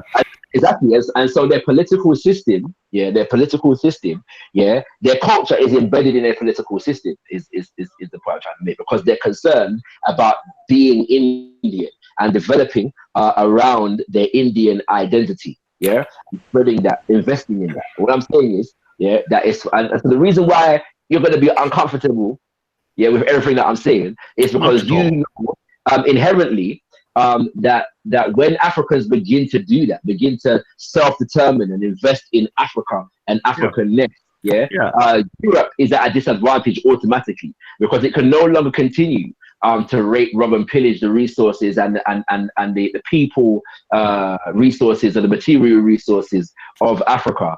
Once Africans decide that situation is no longer a viable one. Good point, Shaka, but the only way you can have that result is by having equal strength. Most definitely. Yeah. So India, for example, has not lost its Indian culture by establishing the world's largest democracy, by becoming a first world nuclear power, by becoming one of the largest. Remember, Google's run by Indians, Facebook's run by Indians, Microsoft's run by Indians. Right? That's a fallacy. No, I know it is, because they're my mates. I know who runs these tech companies, right? All these companies are European companies. Correct. Who's running them? Who's running them? No, Indians are not running Google and Facebook. Who's the CEO of Google? The CEO doesn't mean that they're running things. It's Chief Executive Officer, my man. That's good. But then again, the World Economic System, is run by the IMF and the World Bank and the UN Security Council. So I'm saying, so the reality is that, just being the head of the company, that doesn't mean that you're the big man. But my point, Chuck, is you're not going to play with the big boys on the table unless you can play with strength. We're not trying to play with the big boys on the table. We're trying to get You're destined for the second. You're destined for the second colonization of Africa, right now. So maybe that's the case. What I'm saying to you is, I'm really saying it to the people that are listening, is the fact that one of the essential things dealing with the subject of the conversation in terms of identity, one of the essential things in developing power, in building a power base, is to invest, develop, define, and invest in your identity. And so that's where it begins. And so I'm with you on that. I'm for strong Black African identity. I'm not against it. I think you can't win without a strong Black African identity. I'm not sure how far for you are. There is no Britain, and all this stuff that you invest your timing and your energy in falls apart once there is a strong African self-determined identity. Why do you think that? Well, because Britain has built itself on the back of Africa and African people for a number of centuries. And so I continue to maintain itself on that basis. So in the sense of the fact that once that dynamic changes, that relationship changes, Britain basically becomes a third world country in the space of a week. No, Europe would just advance onwards in automation, AI, robotics. They'll be building the new first world. Based upon what resources that they're getting from where? Brain power. Okay, so brain power alone without natural resources allows you to... The future is only brain power. The future is not material. Eventually, robots will mine every atoms on our planet. Machines will do all of that. But before you and I die. Atoms are still matter, that have to be found in places. The point is that an exploitative relationship has been maintained, because of the wealth of the African continent. My point is that when African people decide to put the resources of Africa towards the benefit of African people, that in and of itself changes the nature of our relationship with Europe. Europe has less access to those resources. No, they'll be trading the resources. Trading. But and the resources will be traded on our terms. There is a difference on our terms. And so the advancement that you're talking about can only take place once when Africa is a powerful nation, once Europeans decide to behave themselves, and come to the table of human relations without imperialist intentions and oppressive intentions. It's scattered still on the line. Scott's been quiet, yo. I think he said he's going to go away and you were meant to deal with me and he's going to come back, bro. Oh, right, okay. Well, we see that's I'm back. But you know what, Shaka? Let me tell you one big difference. As we went through from hunter-gatherers, we went through warriors, then the world industrialized, different countries had different places, right? But what is the final goal? What is the most advanced economic unit of production for a human being? This is the chart that shows you where we've come from. Last I say, hey, I got all the answers, bro. So here we go. Hey, Leon, bro. Triple check the references, bro. Okay, so we came from hunter-gatherer warriors, yeah, and eventually we mechanized and we created the Industrial Revolution. Now we're talking the first world is corporate executives. The most advanced thing a human can be is a startup founder. That's a maximum economic potential for one human being. It would come as no surprise to you that I'm a founder of a startup, right? So Africa needs to follow this curve from industrialization, which is already done. It's already done. It's already where Europe was, say, 20, 30 years ago. It needs to fly through owning its own corporate stuff. So Africa's true potential will be lots of African startups selling shit to the West. That's your final picture, mate. Yeah. Now, in your You take advice from Ralph on Africa's development today. Yeah, man. I know how privileged we are, Scan. Scattered in the building, respect. I enjoyed our last chat, Scattered. In your swan through the historical development, the economic development of human civilization. Yeah, you neglected to mention the means by which these different stages evolve. Yeah, and so you can't speak of industrialization of Europe without speaking of the enslavement of African people. Yeah, but slavery's over now, man. No, but you just. I mean, just by that very premise, the slavery being over. If you're asking us to follow the curve of the European development system, who's going to be enslaved this time? No, what's going to happen is it's like in the markets, you say a rising tide lifts all boats. So you want to get on the tide that's rising. So all boats are lifted, right? So do you know what I mean? If you imagine you and I chat with Hetero sometimes, Scattered, yeah? So Hetero wants a global type 1 civilization. In this perfect, peaceful, final world, all people are maximally self-actualized, everyone doing the most they can. And Africa probably would have 100 million entrepreneurs running startups, selling shit to the West. That's the final picture of Africa in the success scenario. Right now, the default scenario in the next 100 years, Africa is going to go through colonization 2.0. Yeah, what you've outlined is the most beneficial position that Europe can be in if Africa is self-actualizing. And I get it. It's in your interest to promote the idea that we're going to sell stuff to Europe because Europe well knows that it's going to need what Africa has if it's going to sustain its development.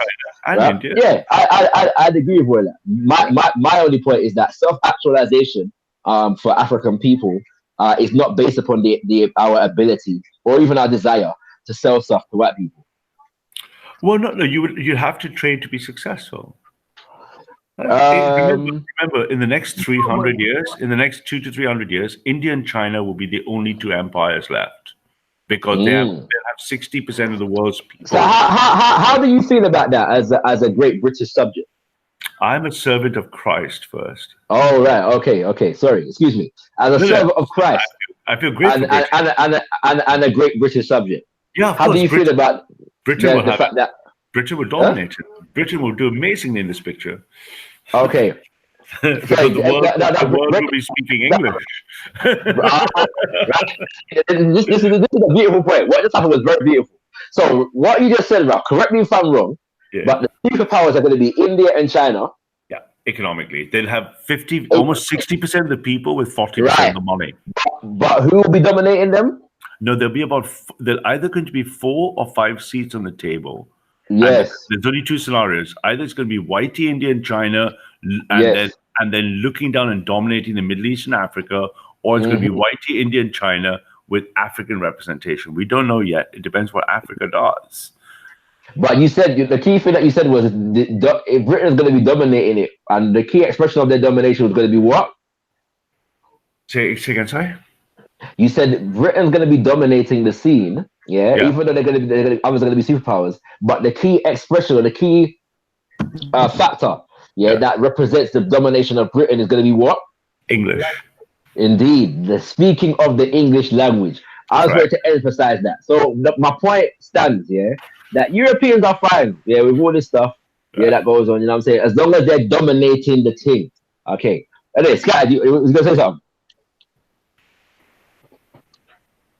No. I was just enjoying listening to and catching up on what's been being spoken about. Really, I would say just in regards to Ralph's suggestion on economic progress for Africa. I think some of it, I mean, he has a basis for it in terms of the way, in terms of the economic progresses that are happening in the East, in terms of China and India, and China's growing interest and influence in Africa. That, Africa is at risk of being colonized by different entities. But however, I think his solution to that, which is this ultra sort of capitalist one, in which we go back to Africa and there's all this sort of startups and all these businesses in Africa. I'm not sure necessarily that equates to success in Africanized. I think that might be success in Western and Europeanized. But I think Africans have probably different views of what self-determination is and what success is. I think that's a great point. Let me give you an example. Success for Africans would be its ability to defend its borders in future, to be truthful. Well, that's a great thing, because people always think, and it's always, I frequently hear this in Black Poems, everything else, is that would I be selling out my nature to be African, or would I be selling out my cultural values? Basically, the word sell out comes a lot, right? The word sell out, right? Does that make sense? Now, let me give you an example. Do you know who the Hinduja family are? The Hinduja family are one of the richest families in Britain, and the richest families in the world, actually. And this is the Hinduja family. Do they look sellouts to you? Or do they look like Indian people? If you saw them in the tube, would you think they're worth 30 or whatever, 40 billion? Now, they can switch to look like this when they have to, but that's not how they sleep at night. That's not how they go to bed. They go to bed and sleep and live as Indians. So there's no reason you need to sell out your cultural values and status from your clothes and your language, your music, but without compromising being able to share your economic success. My argument is, without the economic success, you won't have the ability to represent and express your cultural success. Does that make sense, man? Yeah, I think what Scattered is saying. Oh, you there, Scattered? Yeah, I was gonna say if he was gonna go because you was off mute, but yeah.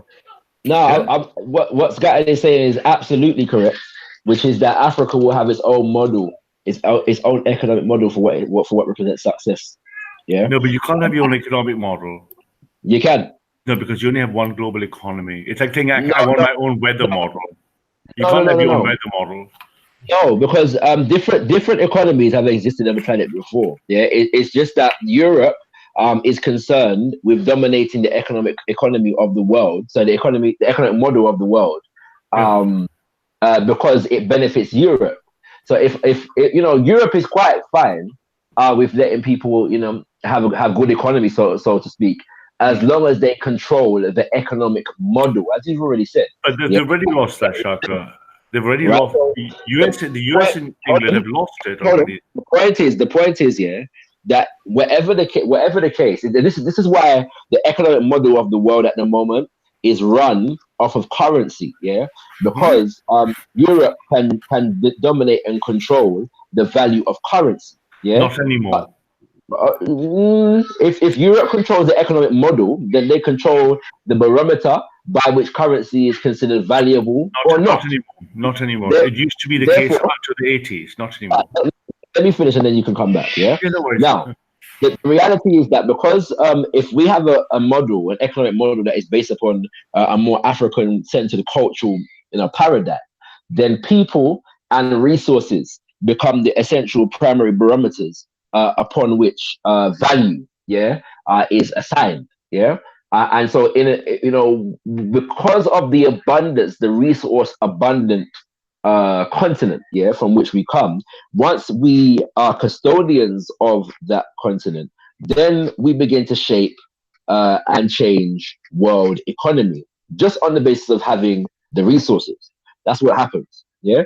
So, once we begin to develop those economic models that suit us, Europe is at a disadvantage. And this is why Europe wants to maintain control of the economic model of enticing us, yeah, to allow them in to rob, rape, and pillage under different circumstances. Well, like I said, I listen to your point, but the only problem with that is the world is already a global capitalist system. And after the late 80s and early 90s, which was proven in the Forex markets, no one country, including the United States, is more powerful than the global capitalist system. I thought you were against the globalists. I want to bring them down. Yeah, but now you're promoting and defending a global economic system. No, what I want is our final solution, and the right is national capitalism, nationalist capitalism. Capitalism. Yeah, but now you're defending it. But the idea that there can only be one global economic model is globalist thinking, Ralph. No, no. You're advocating now.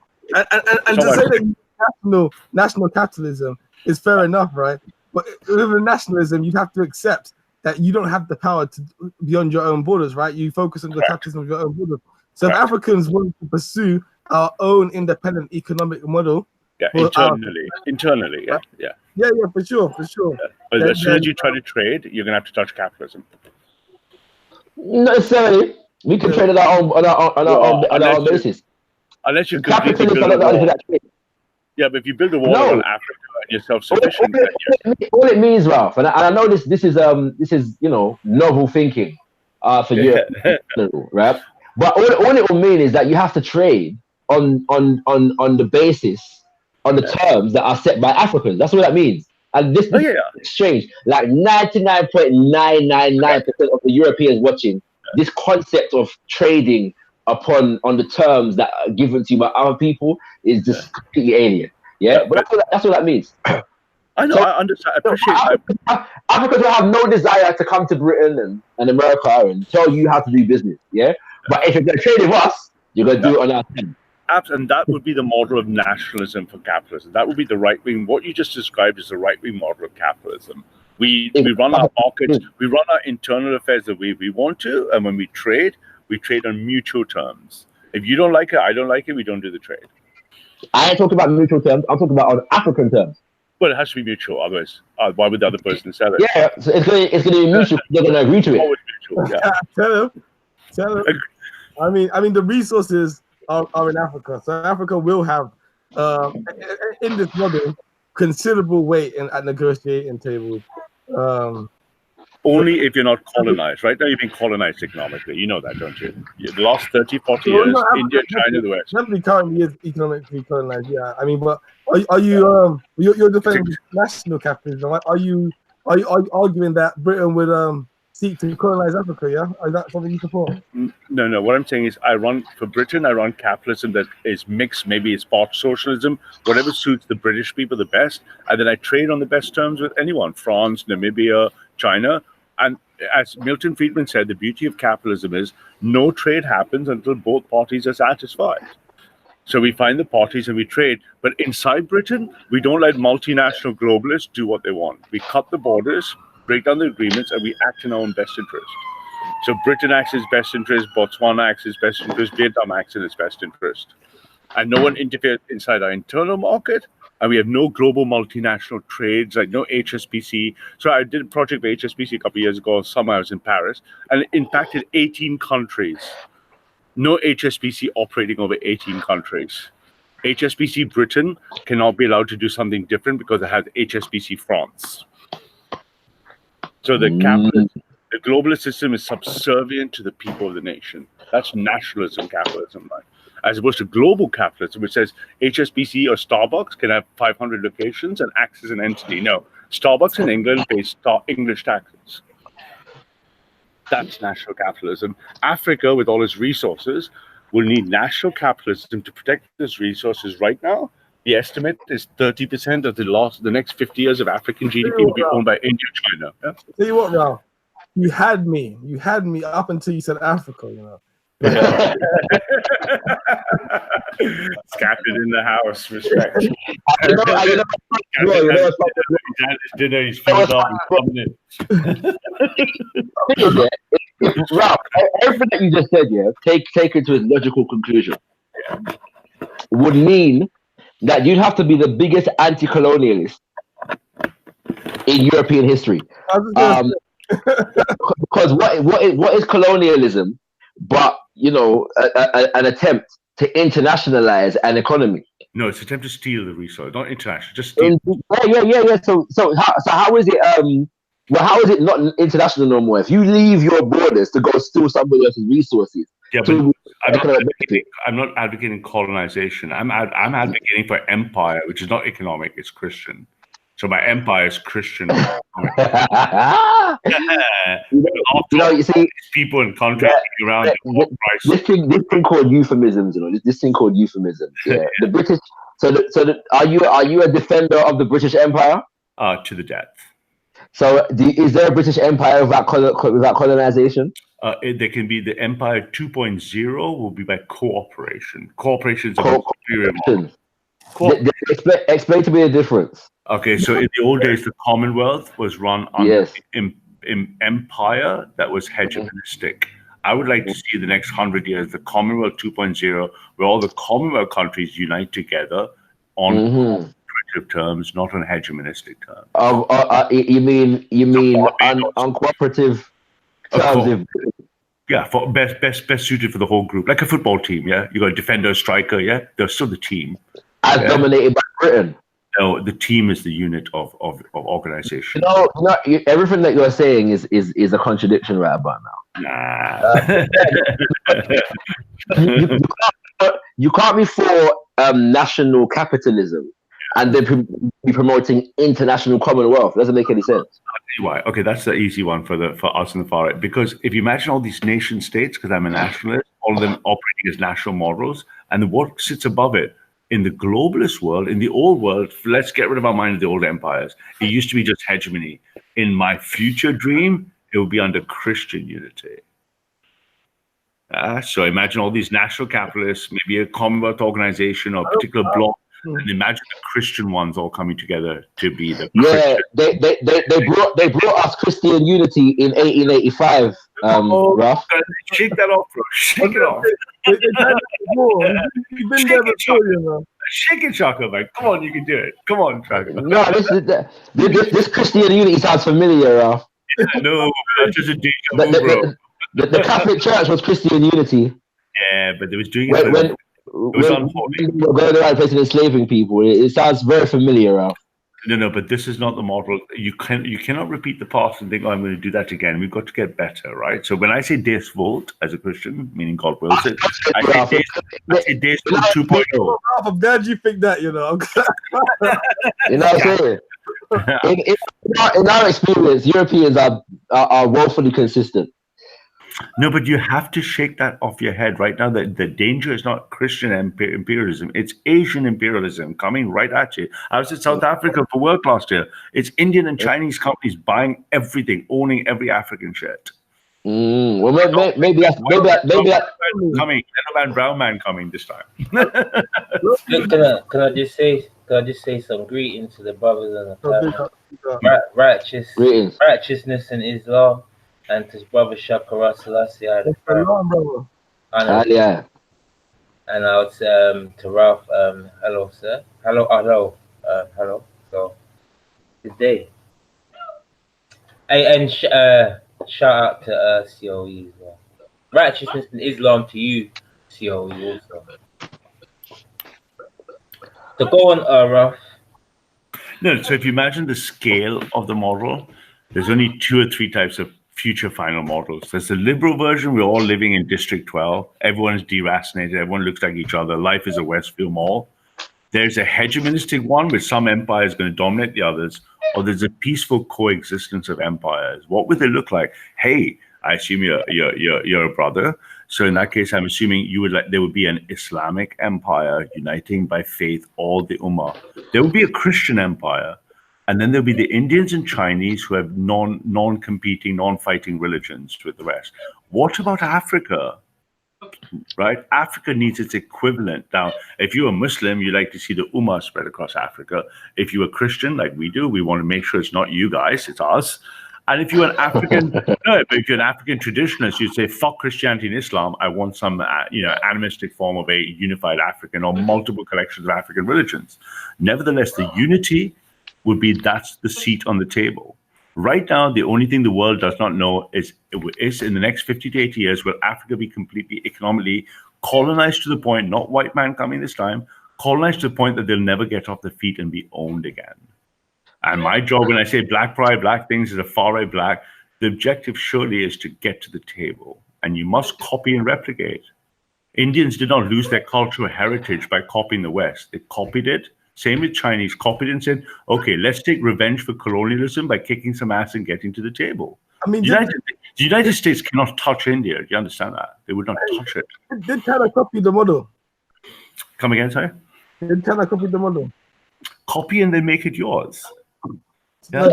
China's model was a little bit different now.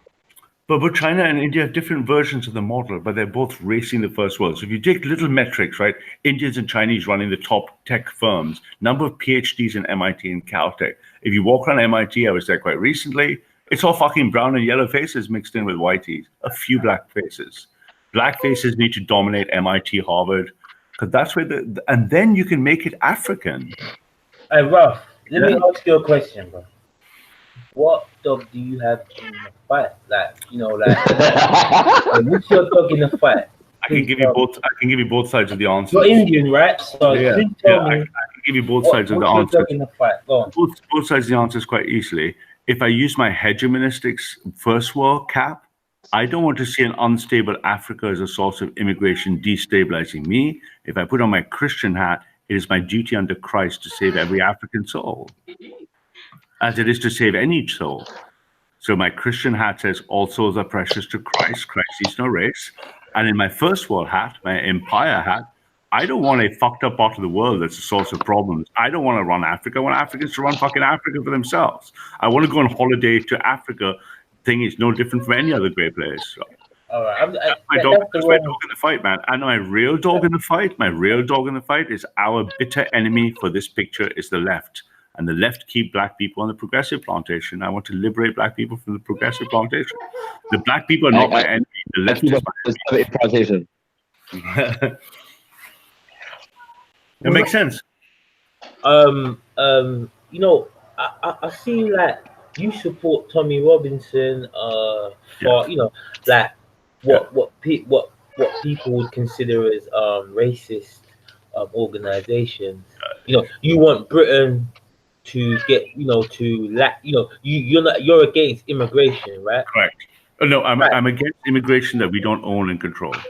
But what is your dog in the fight? Because you gotta understand, like, if you're looking at this on a holistic level, the only reason why why you have we call it immigration is because this country's foreign policy that has gone and shaken the foundations of their country and robbed and pillaged it to the point where they can't get a job that can satisfy, that can suitably feed their family and stay in their home. So they have to come to the UK where the money's worth a lot, and based upon currency.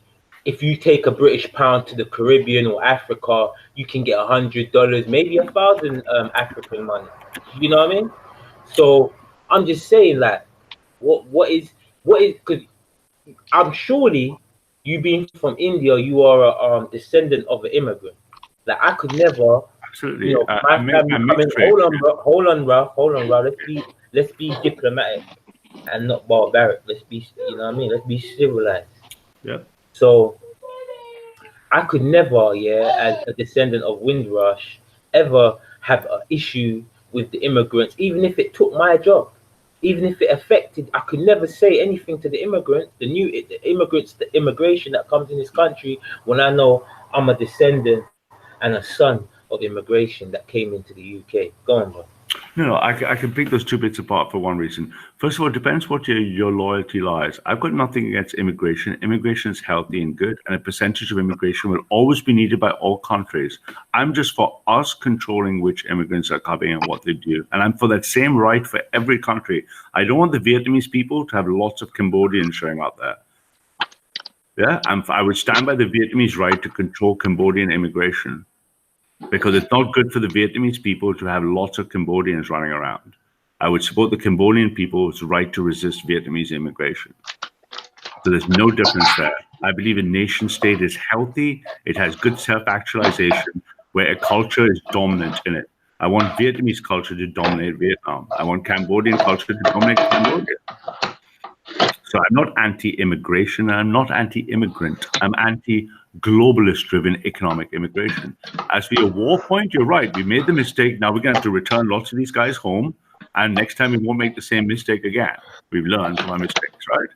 So Salvini is going to return 800,000 this year, right? A lot of them have to go back because we shouldn't bomb the countries without a plan B, right? You figure this shit out now, right? So, yeah. No, me believe in the state by the Cool. Before it becomes an immigration debate, let's bring it back to the economics. I was just gonna say something that just to that, and then you can come in with your things, bro. I was just gonna say that you kind of fell on your sword because you're saying that the British, if you're taking into account that the fact that the British foreign policy, right? Then that's what you should be going and stopping. Once you can fix the foreign policy, the fact that Britain like to go into a man's country, right, and cause up evil, right? That's the reason why we have it. That's why, and then the immigrants come straight back to the British shore, and then you got ignorant people in the country saying, "Well, you could go back to your country, go back to your country." Hold on. No one's even thinking, and that's the people in this country are looking at things from a selfish, wicked side, because it's like you're not even acknowledging the fact that this country destroyed and messed up their whole economics, their schooling, how they eat. No, but my response to that is simple. My response from the far right is quite simple. Just because I don't care does not mean I don't understand. I understand that I still don't care. I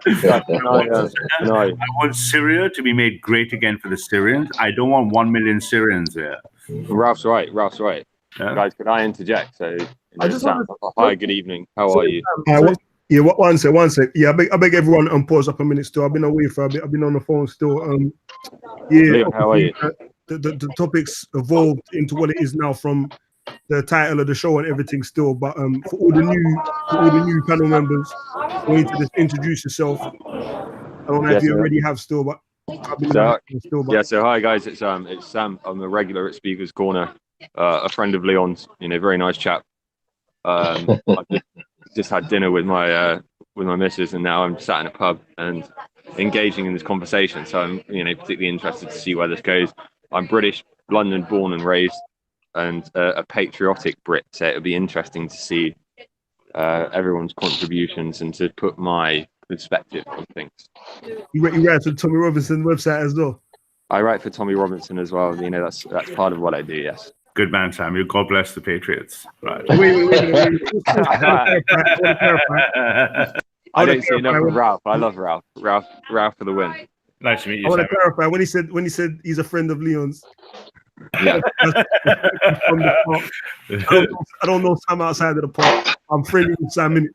I talk to him like I'm talking now. You're gonna come in and say some crazy shit and be like, right, okay, where you there from? Yeah, thanks for that. That was needed still. That clarification there was needed still. That's I laugh, when he said he's a friend of Leon's. Leon was like quickly going, Ralph, Ralph was the wildest shit, and he said big up Ralph for fully back him. And Ralph, reputation on the street, Sam. But I think Chakara. I think we had a conversation. I think it was 3 weeks ago in the park. Yeah. So you're a sort of Pan-Africanist. I'll introduce myself next. I'm the resident white supremacist and Leon's favorite person in the world. Leon loves me more than he loves anyone else. I don't. Since we're being honest, now, I don't like Ralph.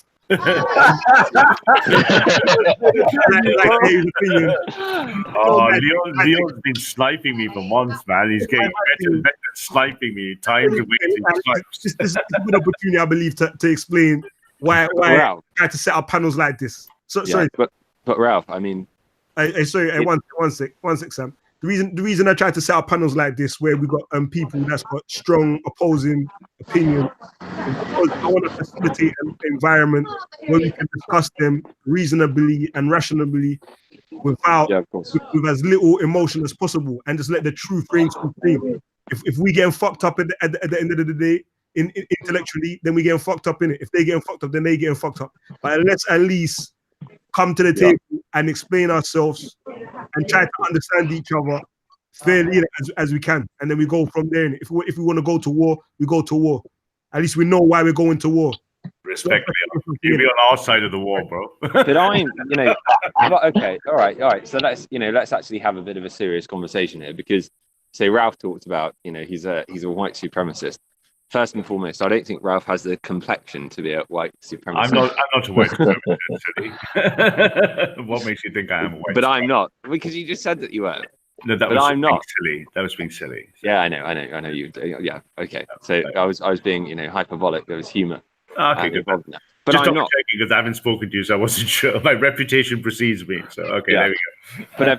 But anyway, so I guess that my point is that I'm by no means a white supremacist, but I am I'm a patriotic Brit, and one of the difficulties that I have with individuals, particularly at the corner, is they wholeheartedly bash Great Britain, and they say your reputation and this is what you've done colonially and all of these things that you've done in the past.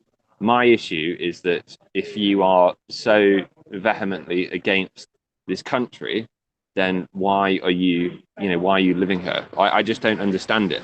I don't get why you would live in a country whereby you hate our history, you hate our past, you hate our government.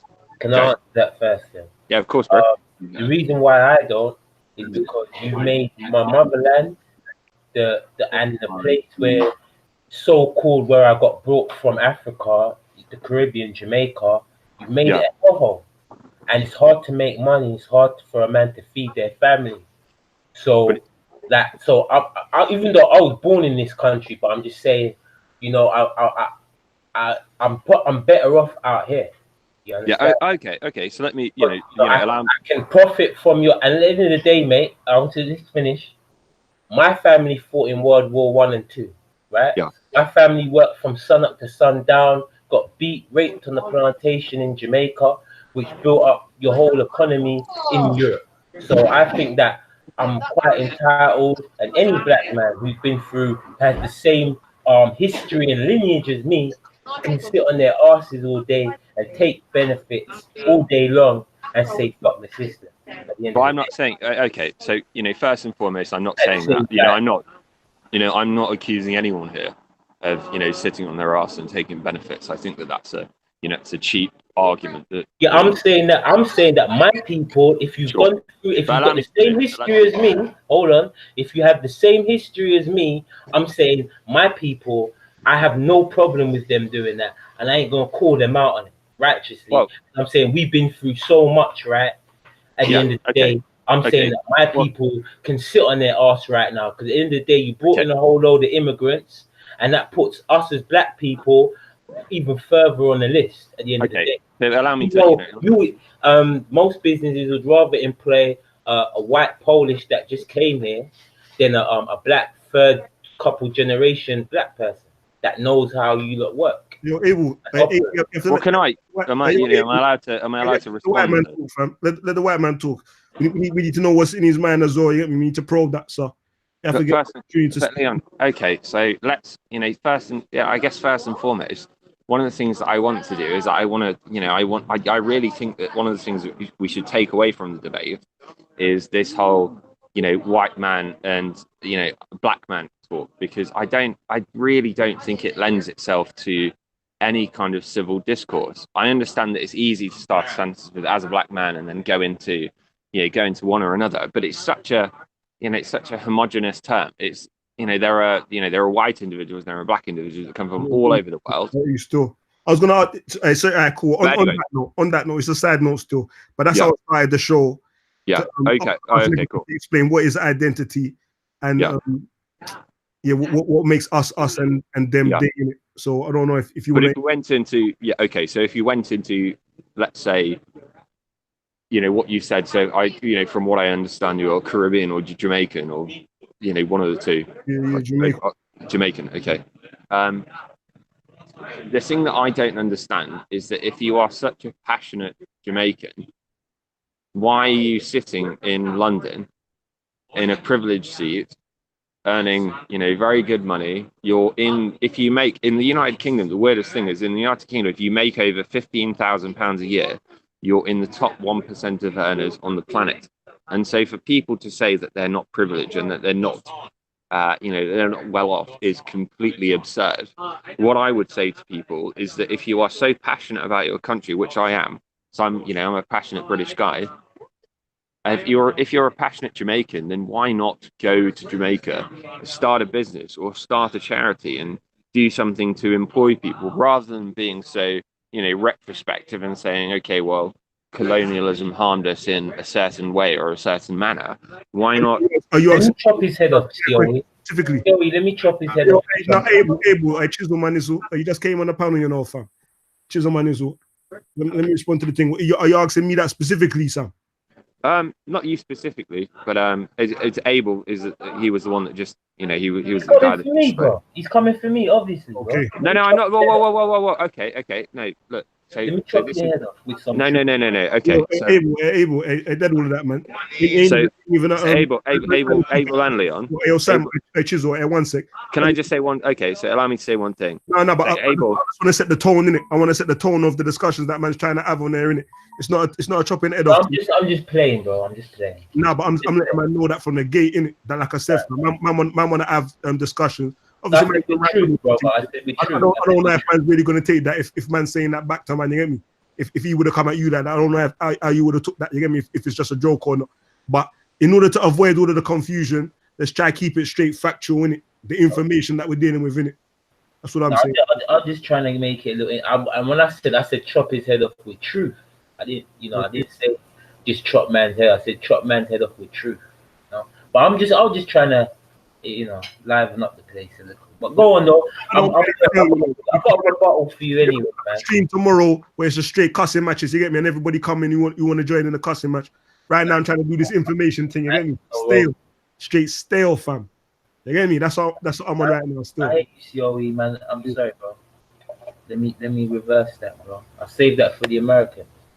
Now, what I'm gonna say now, I already said to you earlier on, when the first thing I said to you, right? I said, it's because of your foreign policy, right?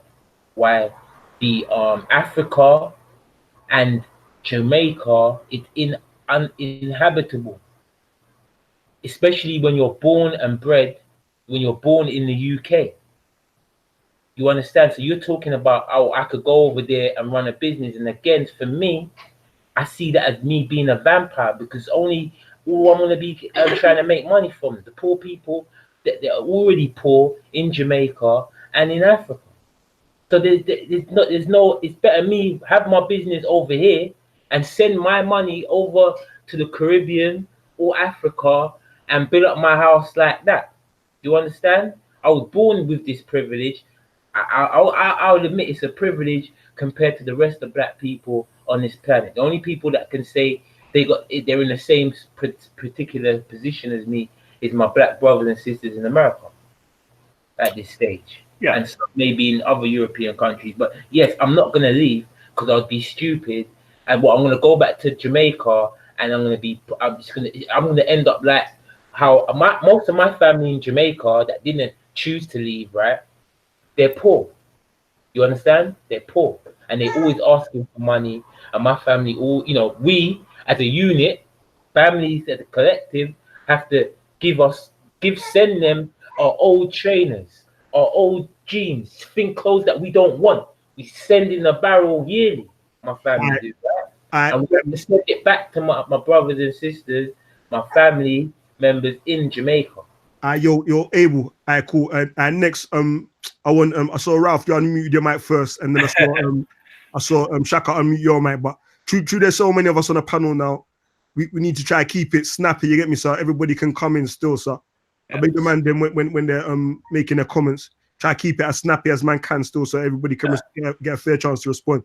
But yeah, Ralph, you say what you're gonna say, and then okay, I'll try to respond to that as someone who understands this identity divide, because I'm not first of all, of one race even, right? So you're suffering from what's considered typically what's called identity detachment. Your natural identity and affiliation is to your people for historical reasons, cultural reasons. You don't feel as patriotic or British, perhaps, I suspect, as Sam and I. On the other hand, you're caught with the identity crisis, but I've lived in the first world, and I see this hegemony between my poor families back home. As someone who's come from one side of the world that's also poor, but not anymore, I can understand that. And that is a symptom of this global cross-cutting things. You will not be in peace in your identity until you solve that. And the best way I would suggest that you would have a different opinion is to go and be where you're happiest, self-actualized, and make that place what you want it to be. I.e., take what you've learned from here and take it back to where you really feel at home, which may in your case be the Caribbean.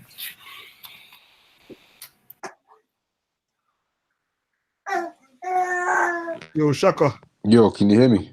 Baby didn't like that comment. Yo, Fuck. Shaka, I did not look. See, Shaka around time still. I'm gonna make he was trying to talk to me, but I'm trying to say it's not that I couldn't rebut that, but COE runs a tight ship, bro. Yeah. Like, no, you're gonna get a chance, fam. You're gonna get a chance. But like I'm saying, there's so many of us on the panel now. So I want everybody to get a fair chance at addressing the whole panel, you get me, sir? I'm gonna make Shakara, Ziriab, I see him take off your mic. So I'm gonna make you come, because I ain't heard you saying it on yet, and then Abel, you can respond, you get me? Yeah, I'm all good with all this stuff. I just wish that when British good British folks come and say stuff like that, that they were as passionate about the kind of excursions that their governments and this nation has abroad. Do you know what I'm saying? I wish they were as passionate about telling their governments not to meddle in the economies and politics of the nations that we come from. Do you know what I'm saying? And creating circumstances in which the economy is destabilized to the extent that infrastructure is so bad that hospitals can't employ doctors and nurses, and schools can't employ teachers. Yeah, tell Britain, yeah, to use its influence in the IMF and the World Bank, yeah, to get these stupid debts, yeah, that they have inflicted upon African and Caribbean nations, to repudiate them, yeah, and demolish them and say, listen, we've been robbing and raping you for how long? It's nonsense that you are indebted to us for anything. Yeah, go and tell your government, start a campaign, yeah, to the British government among white folks, among good British white folks like yourselves, yeah. Start a campaign and say, listen, let's petition our governments, yeah, to stop, destabilizing and mashing up the economies of these nations. And so, you know what I mean? They don't have to come over here, and we've got their children, two generations down the line, 3 generations down the line, who don't like Britain because of what we've done to them. I just think that, if you're going to be consistent with the argument, that, you'd have to do that as well. Open and shut. All right, Wazirab, did you want to say something? Because I think Sam wants to respond to that still. Yeah, you might as well let him carry on. Hey, Sam, open up your mic and say that. Say what he's going to say.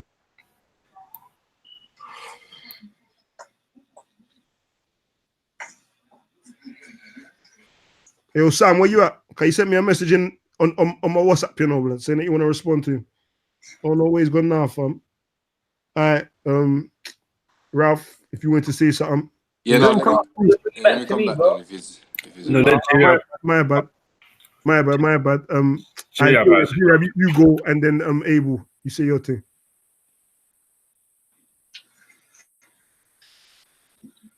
all right, cool. So what I'm saying is the question I'd pose is, when it comes to the economics, yeah, we already have startups across Africa, whether it be north, west, east, or south. So that's just one aspect, and I don't know why Ralph was kind of getting bogged down on that point. That already exists. So with Shakara mentioning infrastructure, that's also important going into the next half century and century and beyond for the African continent. When we look at the demographics and we see the figures that pop up and how the demographic shift is moving, as well as the wealth shift, according to a former World Bank chief, if I'm not mistaken, he gave a talk at Harvard. He was talking about how the wealth and the demographics, the 80-20, is going to be twisted from where it's been now and in recent history towards Africa and Asia. But then also in this picture is Latin America, which has been neglected, I feel like, in the conversation so far. So when it comes to the development of these nations going forward, the global south, what's termed the global south, we are seeing numerous initiatives pop up. The one from China obviously being the Belt and Road Initiative, and that is that's invigorating investment in infrastructure across the Central Asian Plateau and the steppe region and all the Stan regions. So development is occurring in key infrastructure ports like oil and such. I don't want to make it too, but the point is that with all of this comes wealth and development. So there's development, security, but obviously you have security, then development, and the wealth that comes. So it's all happening. The juggernaut is already on its way. You see what I'm saying? So and there's no reason why Africa can't be a part of that. So that's what I wanted to just put forward. The question would be, with the economic policies that are all kind of perspective some people may be coming with, what would they propose? Would they propose a neoliberal policy of development for the continent? Is that what they're pushing, or is it something else? I can jump in. It's my turn. I can jump in there quickly and say, no, I would, of course, from the right wing, be opposed to any I consider the neoliberal world order to be wrong and to be changed, and needs to be changed. And I appreciate what you're saying about African startups, but the idea is time, isn't it? This is the world's live startup map. I'm a startup founder, and you can see immediately when you look at the map that Africa is grossly underrepresented in startups per capita. So for Africa to join, let's say India or China now is only just economically opening up a startup, but look how Europe, the US dominate startups. Your South America point, yes, Brazil and Argentina are the obvious places. But Africa is woefully behind given the amount of resources it has. So yes, more African startups, but no, it's not like the juggernaut has started. There's no juggernaut in sight right now. The juggernaut comment was not in regards to startups. That's something you're getting bogged down in, and I mentioned that in my statement. The point I was saying in terms of a juggernaut is the economic juggernaut that's occurring within Asia and Africa. With the belt, as I said, there's numerous initiatives that's pushing the juggernaut of economic development that stems from security, especially now as we are seeing in the Central Asian regions. And as I said, the major initiative that comes to mind is the Belt and Road Initiative. And you also have its auxiliaries. So you have the Shanghai Cooperation and other institutions that are being set up by, we're moving, as I said, from a unipolar world to a multipolar world. And that's interesting when it comes to international development. So when I said about the juggernaut, it's nothing to do with the startups. Obviously, Africa is on its is just starting up its startups. But we're talking about, as I said, in the next half century, and beyond. So when it comes to that, it's a different picture. Yeah. Can I say something now? What I'm gonna say is I stand on everything that Shaka Raw said. We have to deal with, if you ain't gonna talk to the beast, tell the beast to come out of Africa and to come out of the Caribbean and leave the you've already enslaved us, worked us from sun up to sun down, right? Leave us alone now. Like you kids still raping the country motherland dry. Bottom line, I'm standing on everything that Shaka Ra said, and let him be the shield and protector on this piece here, bro. Can you hear me now? It's Sam. Yes. Sam was trying to talk for the longest time still, but Yeah, cool. Leon. So you know, off all of the back of, you know, there are a few things that have been said. You know, particularly one of the things that I picked up on was, you know, talking of China. Say everyone talks about China and they talk about, you know, they are, you know, one of the fastest growing economies in the world. They're lifting themselves out of poverty, but they're doing it off the back of the exploitation of countries like Angola in particular. Angola is an interesting one because he had an individual called Sam Parr who worked for the Queensway Group, who exploited oil interest in Angola. And one of the things that I can't quite understand is the fact that people are so ready to bash the British, but they're not talking about neo-colonialism, because neo-colonialism is effectively, you know, what China is engaging in at the moment in Africa. And so what is your perspective on the Chinese and their exploitation of Africa? Because they are actively engaging in the things that your British people used to do, you know, in the 40s and the 50s, 60s. So it's neo-colonialism. So where does everyone stand on that? Because I don't really see the same pattern. The Chinese argument. You done with your argument about go back home to Jamaica now? I didn't say that, Leon. I wasn't saying it like that. I wasn't saying. I know. I'm saying if you're complaining about over here, so why don't we go and build in Jamaica? Pardon me, I don't want to misrepresent you know. Okay, so I believe the nuance and accurate. Yeah, of course. Okay, so if we go back to that point, so let's put China aside. We can talk about China and neo-colonialism, and you know, later on. But from that standpoint of, I think it was Abel who said that he has to, or people have to send money back to their families. The reason that Great Britain is rich is because we invest in ourselves and we invest in our own country and we invest in our own families. One of the things that British people don't do historically, we don't, you know, for me, for example, I wouldn't move to another country and then send the money back. I don't understand why people from Jamaica or that's exactly what the extraction of resources from the African continent was. That's exactly what it was. Okay. So allow me to address that point. So because I understand what you're about to say. You're about to say that the British Empire and colonialism extracted wealth from countries. But what I always say to individuals who hold that belief, I say to them that before the British, let's say, turned up, to put it in layman's terms, before they turned up in those countries, you weren't extracting that wealth yourself. The Saudis, for example, no, hear me out. The Saudis, for example, weren't taking oil assets out of the ground because they didn't have the capital to invest in oil extraction. In the Congo and the DRC, people weren't extracting cobalt and copper. It required Western capitalism and Western resources to do that, and so that's my argument. What era are you talking about? What was it?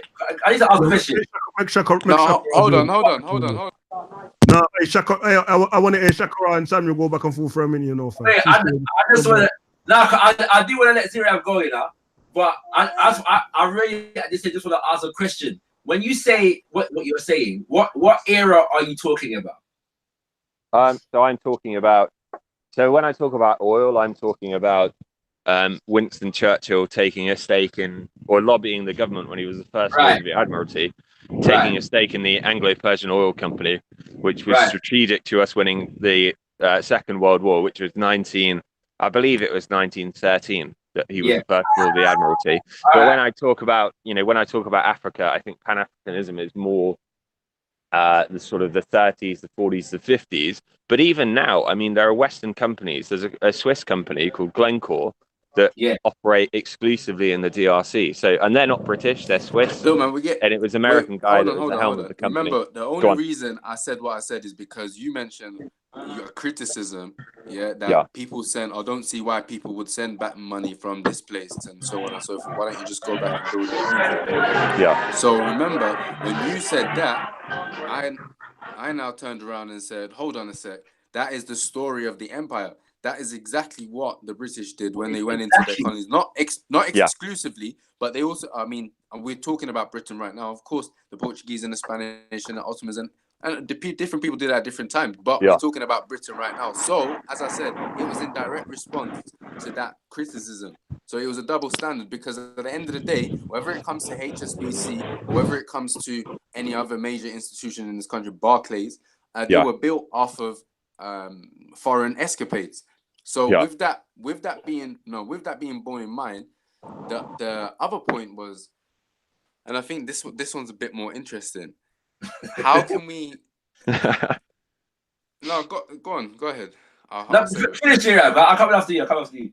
No, okay. So I agree with you. Hey, Sam, hold up, Ziriab. I think Shakara was anticipating what you was going to say in it. Yeah, finish what you're saying. I think he wants you to answer the question, ask the question, and make some response to that.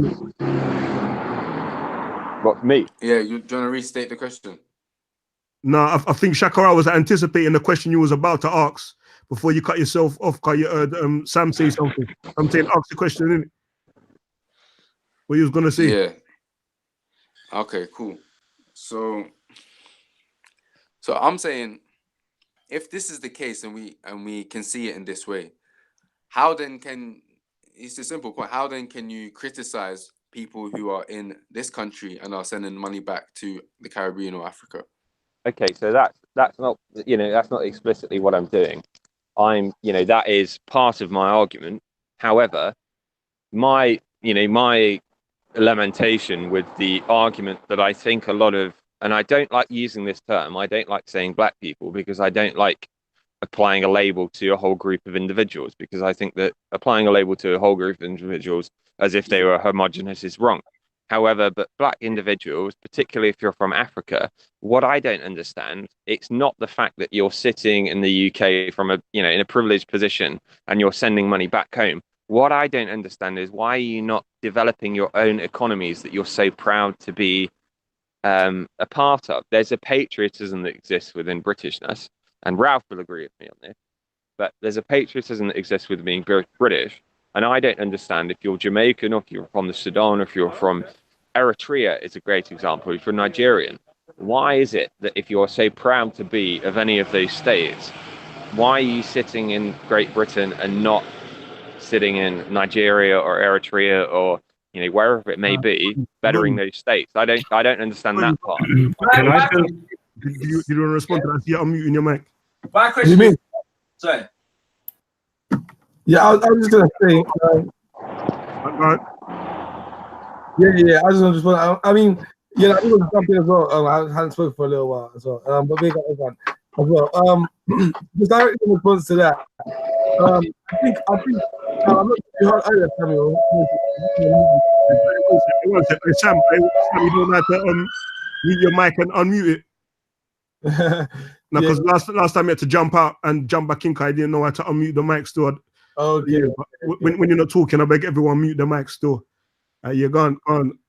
Yeah.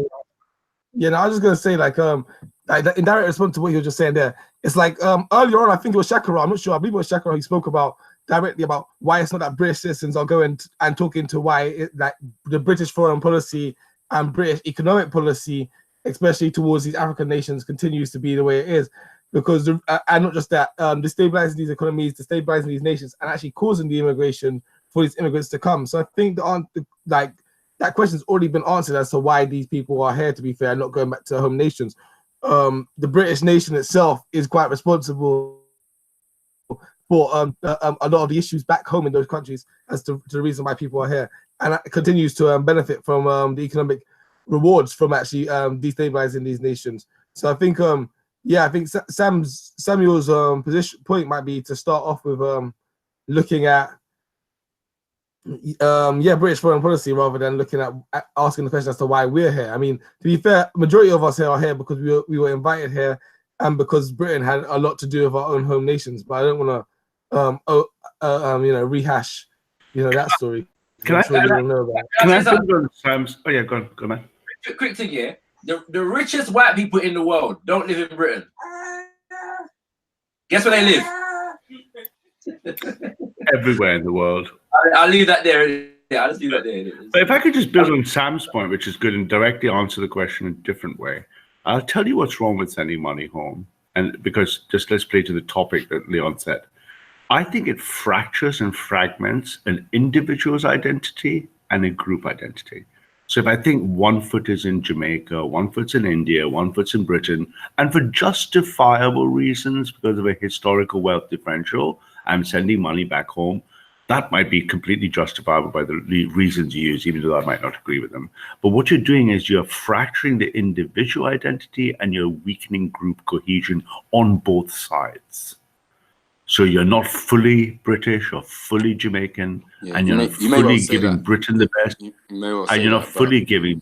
I'm just saying. So the theory would be the group and social cohesion is an extrapolation of individual self-actualization, will require a strong individual. So I would say, for example, I'd share the podium with Simon by saying, my patriotism makes me stronger, and because I'm mixed race, mixed cultural, I'm patriotic to both places. But I think if I was not patriotic, or let's say in the case of race, if I was deracinated as opposed to being hyper-racinated, I would feel that I wouldn't be making the most out of myself. And Ralph, you may well say that, but the question remains: what type of individualism are you talking about? I'm talking about my fundamental notion of, I would take basic Markov's model of the highest form of being self-actualization. Which is a simple question. Which school of thought is it that you can place your individualism as you are expressing it in the paradigm that you're expressing it, right? With the assumptions in what you're saying, what ideological peg could you place your individual? What form of individualism are you speaking about? So in my case, personally, that was a personal which question. leads to that social cohesion, by the way. Yeah. In my case, if I'm speaking of that, my life is built on the principles in simple English of God, Queen, and country, and that my primary identity is a Christian. And then my identity is a service of the realm. And because I'm cross-cultural, cross-racial, that requires a concept in my world, personally, of historical empire. Right? So if I took the Tibet test, I would pass. But if India had trouble, let's say Pakistan invaded, I would feel pride in, let's say, Indian batting against anyone except England. But my primary identity is from God, Queen, and country. I thought that would get a giggle. But my primary identity would be God, Queen, and country. So I don't feel fractured. I don't feel partial. I don't feel incomplete. I feel very whole. How do you feel about transnational wealth? I believe global capitalism, because I spent 10 years in the city. I believe it's run. Directly. How do you feel about it? Let me answer it my way. So what I'm saying is, because I worked in the city for a long time, I know the exact technical mechanics of what you're talking about as a loose term. And I think it's not a moral problem. It's a systemic problem that ran amok and has become a moral problem. I would see global tax havens, all of them shut down and implement national capitalism.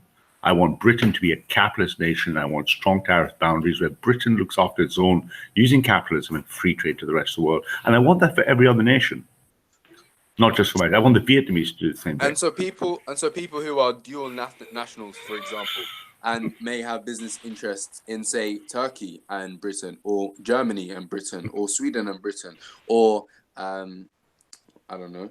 Yeah, any two countries. Yeah, I would think any exactly. Or let's say, I don't know, Israel and Britain, England and France, even, right? Yeah. Okay. Yeah.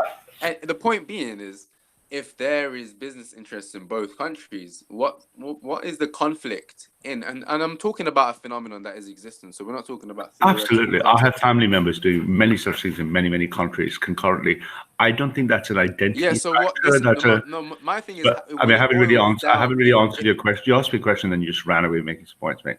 So what I'm saying is, to answer your question directly, I don't believe in economic split of self-interest. I'm a startup founder. I believe in entrepreneurship. I don't think that's the same or at odds with national capitalism. For example, if I had a startup and opened an office in Israel, And in my perfect political world, Britain would tax my transactions between Britain and Israel on its terms, and Israel would tax the returns on its terms. So I could do it in business in both countries, but I wouldn't let my nation sacrifice it by me being an individual globalist unit. I would be free to trade in both countries, but I won't expect Britain and Israel to demand its taxes for its people.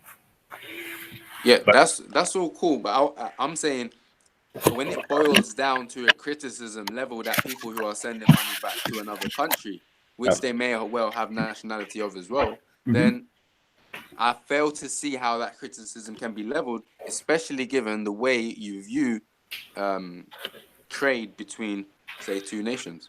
I have no problem if Britain. Let's say I had at some point we'd be opening up a startup office somewhere else. I would expect both countries to tax me and tax me fairly. I wouldn't want to leverage global capitalist structures at the individual level, i.e., globalism, just to optimize my own self-worth. I would put my nation's interest. It sounds a put my bit like nation's a interest utopia. before. No, it like isn't. It's good old-fashioned nationalism. I would want my country's needs to come above my own. I would be combating my patriotic need against my best self-interest because I would be patriotic. Just like a soldier's patriotic and puts on a uniform who might get shot. The same way I would say, no, this is in my self-best interest, but my nation's interest matters too. And that would make me patriotic. Right? Can I add something in here? And that is just to say, yeah, that what they call remittances, which is sending money back home, for many African and Caribbean nations, actually is an essential cog in the wheel of the economic system. You know what I mean? So the idea that being in Britain is not contributing to the economy of your own nation is a fallacy. So one would have to understand the economic realities of migrants, to really appreciate that. But the other thing though is on this issue of not extracting the resources and them kind of things there. There's a history that needs a lesson in history that needs to be taught in that respect. Because there's no way, for example, that the civilizations that we see in Africa that have developed for millennia and millennia would have been possible if the people didn't have a relationship with their natural environment to be able to take advantage of the resources that are there. The example of Mansa Musa alone, like alone suggests that Africans do how to extract resources from the land. So if for whatever reason we lost that knowledge, and I'm saying if or we lost the technological advancement to be able to do that, the question is why? What has happened from that time till now, whereby Africans have resources of their own nations, and because the resources were being extracted, so why was it? I'm saying those are the questions that need to be asked. And Shakra, you see, with the other side of that same exact coin, the contemporary aspect, when he was talking about China and all of that, let's think about what Akon is doing in West Africa with the energy and the solar panels. Right. So the thing is, the facilitation of that whole project, which is lighting up hundreds of thousands, hundreds of thousands, providing energy to hundreds of thousands of homes. This is due to or facilitated by a credit line from not Europe, but from China. So you can talk about neo-colonialism all you want, but when you're seeing a new way, as I said, the Belt and Road Initiative is like a long-term project. So we're talking again half a century, and then onwards from there. But the point being is, there's going to be new ways of interacting and dealing and doing deals, and so this has to be equated into it. So that was an extraction, like Shakra was talking about the extraction in history, and we've got the utilization of the sun in the contemporary age, right? You know with the help of China. Brother, let me say something, though, brother. Just one quick thing, because I want to just drop one example, and then I'll come in. I'll be 2 minutes, no more than 2 minutes, But one example for this, just to touch on what Zirab was saying, is this idea that Kwame Nkrumah was trying to develop a dam, that would have provided hydroelectric power to a significant portion of West Africa, and the plan was foiled because the British and the Americans sabotaged it. Do you see what I'm saying? That's just a reality, they have to deal with. So when we're talking about neo-colonialism, we don't start with China. We start with Britain. But you know what, Shaka, you hear this all the time, and I think let me say something though, brother. Ralph, so go, shoot, bro. And it's gonna be to that this Chinese business. You know, the man said something to me earlier, and you know, he was talking about, well, you know, we should be looking at the Chinese now. And you know, I'm just gonna say this here. From my research, and if anyone, we can have the debate on this show. A proper debate. You know, you bring your slideshows and your information, books that you've read, and I'll bring mine. And I'm saying to you that the Chinese are being used by the devil, the Europeans, to recolonize Africa and black lands on this planet. That's so guys, can you hear me? I can prove that as well. If I could just jump in, we can. Just a quick point to this. I've heard the theme throughout tonight. White man bad, white man do this, white man. Let me give you an anecdotal example. So I was in business in South Africa, right? And the local township outside Johannesburg, they put in water meters everywhere, and they put in a water billing system. I just quickly, Ralph, I've just put the reference for the ACON statement I made in the back chat. So cool, nice one, man. I'll check the reference. So the area, the township outside Johannesburg, they put in the water meters. They've taken over the state-run organization, took in the water meters, capitalized it, put in all the pipes in the road, pre-billed all their customers, and then they broke up all the pipes, never delivered a piece of water, and billed people for 3 months for no water. Which is the same that, it's the exact same situation that happened in Rhodesia. The same thing happened in Rhodesia. My point is, when you keep blaming the other and the outside, don't you see Africans are responsible themselves? Because no white men were involved in this. I was watching South African news I was there for business for a month. I was watching South African news in absolute shock. And I spoke to the guy who worked in the hotel. I said, hey, has this impacted you? He said, we used to have water. And what happened is they came in, they took the whole system, and they stole it for themselves. That's black on black oppression, isn't it, by your definition? I don't know about that. Okay. Wait, where's Rhodesia? I know about the oil spills. Can somebody give me a second? Okay. Hey, one at a time, man. One at a time, man. It's a trigger-free zone out here. Trigger-free zone. Man, Leon, can I have a second to speak? Because I've not been allowed to respond for Hey, Sam, quite a bit you of time. know how to work your mute button, man, because you have to leave the chat every time you want to unmute yourself. Are you crazy? Because I'm not showing up. I'm not showing up in the... What? I'm not showing up. Okay, here I am. Where's Rhodesia, Sam? Rhodesia is Zimbabwe. Huh? Zimbabwe. So why are you calling it Rhodesia? Because it is Rhodesia. Am I allowed to respond? Am I allowed to respond to a couple of things just quickly? White man. Listen to the white man. Come on. Okay. So there are a couple of things that people have been talking about, over the last, let's say 10 minutes. But let's talk about, foreign policy, for example. I understand and I agree with a lot of the people in this chat. And again, I want to say it's not because you're black and it's not because I'm white, but I agree that British foreign policy has not been on point in the last 100 years. I think that our involvement in the Gulf, in the first and second Gulf Wars was wrong. And is wrong. I think that an individual like Tony Blair is a war criminal. I think that our colonialism, to an extent, advanced economies that wouldn't have flourished and benefited from our involvement if we weren't involved.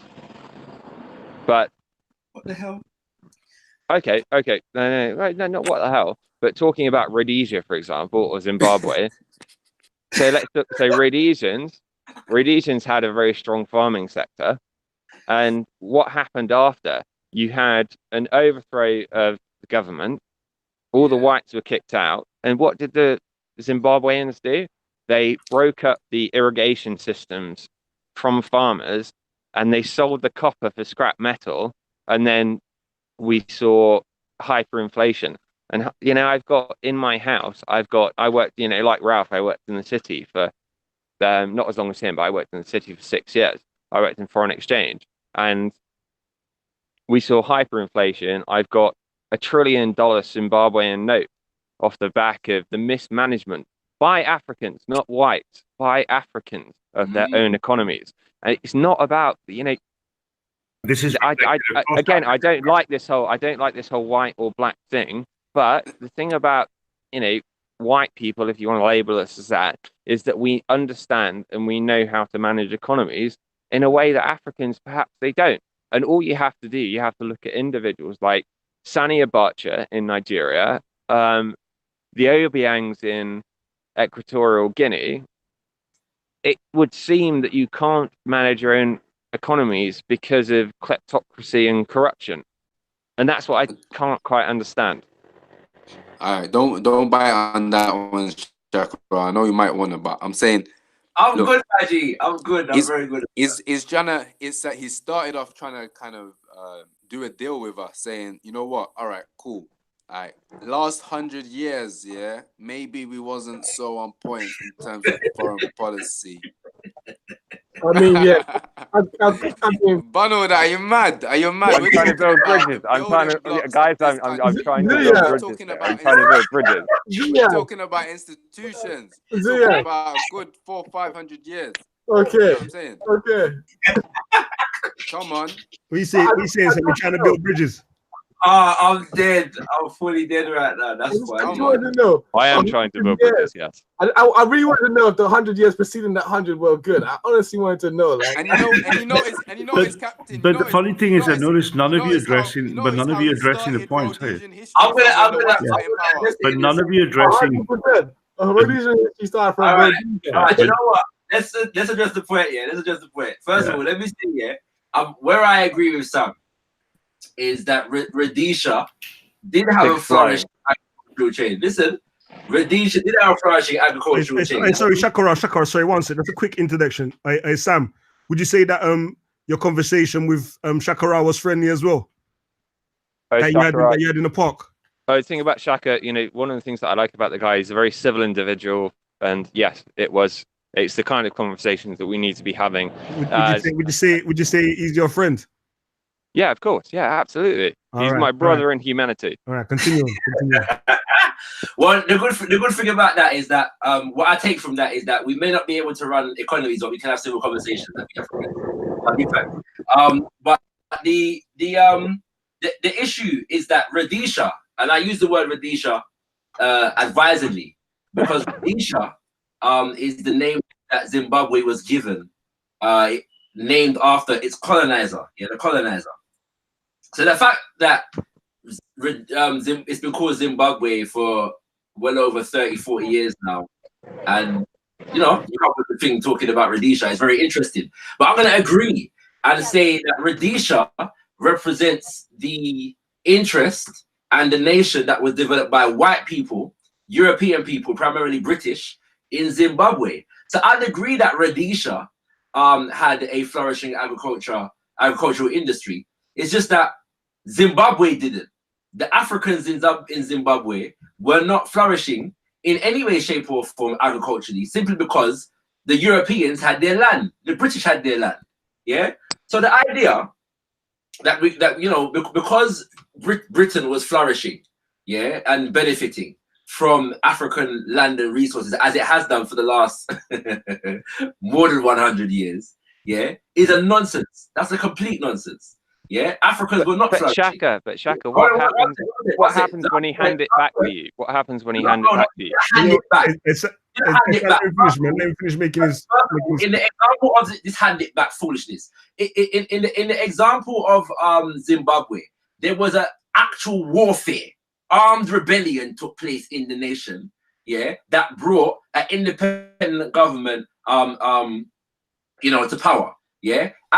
But part of that was the fact that an agreement was signed, yeah, because neither side thought they could win the war. It came to a stalemate, yeah. An agreement was signed called the Lancaster House Agreement, yeah.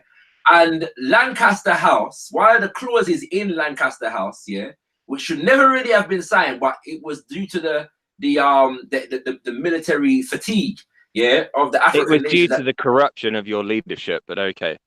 I'm going to say, well, I'm going to put you straight on that one.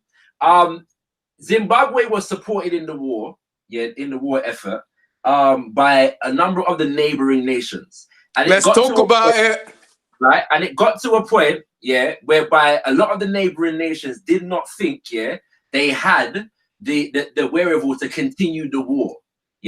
Under such circumstances, Zimbabwe was forced to the negotiation table. And what happened? And what happened when you were given your own governance?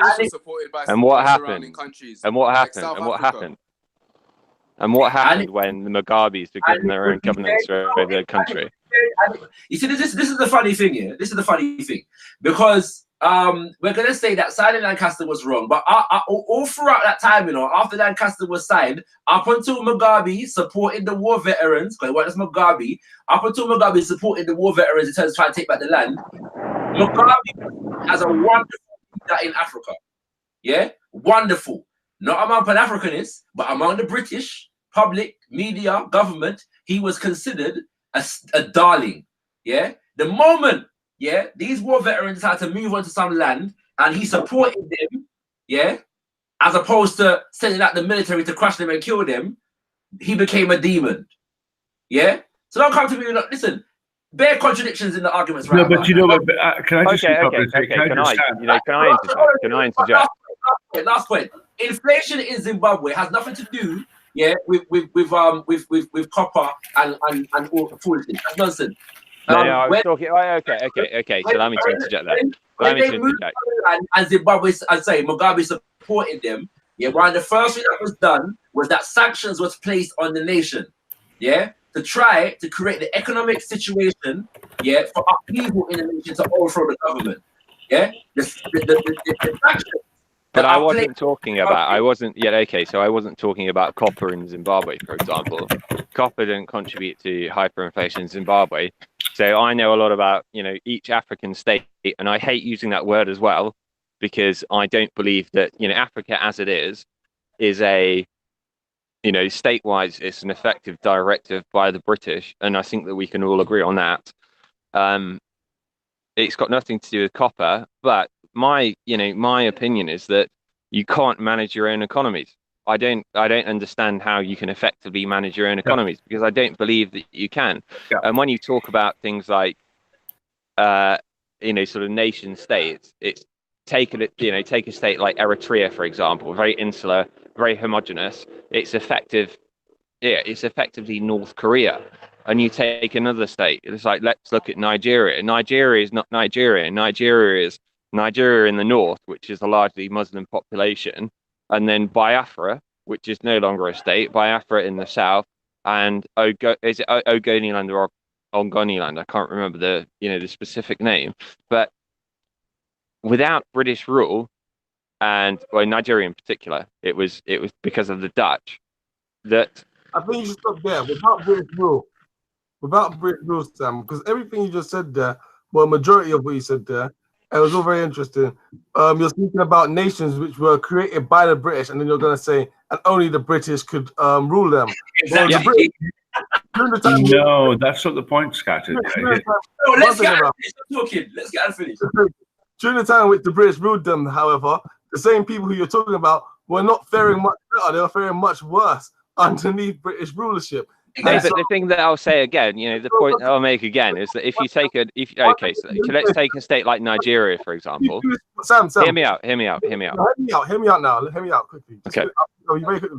So if you take those same states that you spoke about, right, prior to British involvement, so prior to British meddling in them, many of those nations and those countries were doing pretty fine managing their economies because they weren't called Nigeria or Zimbabwe or Rhodesia or whatever. They were their own kingdoms. Great Zimbabwe. You had Yoruba land. You had many different kingdoms all across across Africa that were doing just fine managing themselves. It was you actually doing just fine though? Because I don't really think that you were doing just fine. Because let's take Nigeria for example.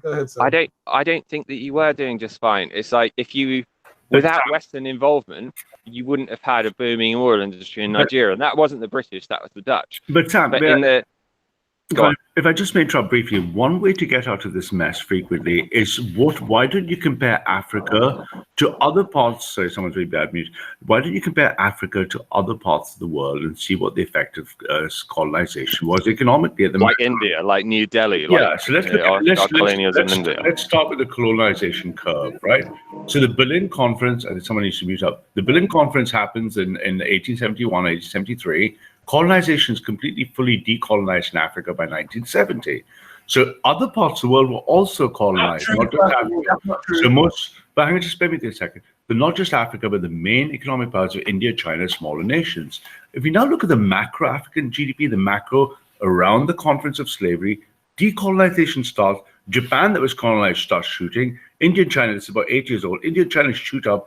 Africa remains relatively flat at its pre-colonization level. If you look deeper, we look at Zimbabwe and Botswana. And the reason that Africa remains flat is because of kleptocracy and corruption. It's corruption. And you see this curve more than all when you compare South Korea, Zimbabwe, and Botswana. You will see, look what happens there. Zimbabwe is smashed by the point you made, and I'm saying Zimbabwe. Botswana, they got its independence later. I think it was like late 60s, right? But South Korea and the other ones have shot up. The only common thread in the pattern here is Africa has not been able to escape its colonial past, but other countries have. So it's not colonial countries became poor. It's the ones that have escaped that poverty trap have been non-African ones. So the causal relationship, what's wrong in Africa within itself, not to do with colonization, is the source of the problem. And again, just really simply to make this simple picture, if I looked at the Google, type in world, if I looked at, we get it, we get the point. Let's unpack that. No, let's unpack okay, so allow me to before anyone can just land. Hey, but before you carry on, I think that the point that Ralph is making is that the issue with Africa is not. Last point, just to correlate. If you look at the World Corruption Index, it's crystal clear what's happening. Corruption is the biggest cause of factor. And Ralph is right. The problem with Africa, it's not, colonialism, it's not Western British or Western European involvement, sorry. It's corruption. Yeah. In Nigeria. No. Allow me to say one more thing. The problem in Nigeria, for example, is that in Nigeria, you have a concept of a government individual, somebody who's actually, a government politician or somebody that's involved in any way in the civil service. They're known as a 10%er, and they're known as a 10%er because they are paid 10% of any deal that gets cut in their government. It's corruption, and corruption is to do with tribalism, and tribalism is something that's rife in Africa. And one of the things about Britain, I'll lead it back to this. One of the things about Britain is that in the United Kingdom, we are interested in ourselves as a nation, whereas in Africa, you're interested in yourselves as a tribe. And tribalism leads to corruption because one is looking after his own family. You made the point. Made the point. So, can I ask a question? Why haven't any of you addressing African? No, but why aren't any of you addressing African corruption? Let's address that. Deal with that. Hold on, man. Let's see how go, man. Go first. Let's see how go, then you go. Let go. All right, cool. So the central question here, like wrapped up in a whole lot of excess words, is how or why is it that Africa as a continent and its constituent parts or nation states? Yo, can you mute up if you're not talking? Because there's a lot of background noise.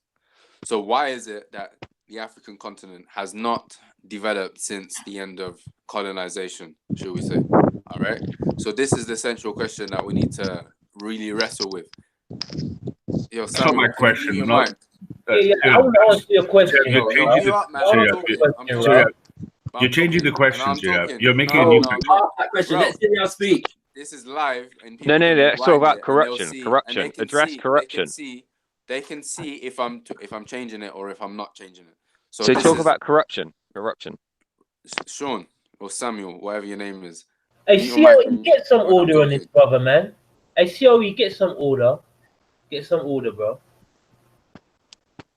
Yeah, serious listening in action. All right, cool. So like I was saying, Africa, as a continent, has not developed since the end of colonization, should we say? All right. So this is the central question that we need to really wrestle with. Yo, Samuel, can you mute up? So like I was saying, this is the central thing we need to really wrestle with. Now, when we have Africa, when we take any country, say, for example, Algeria or Ethiopia or Congo or Nigeria, and then we place it in comparison with, say, a country like South Korea or Japan or I don't know, Philippines or Thailand or some even if we go on the east coast of Africa and we put like pick a city out and say, oh look, Singapore and so on and so forth, the central question is, well, the central assertion by Samuel especially was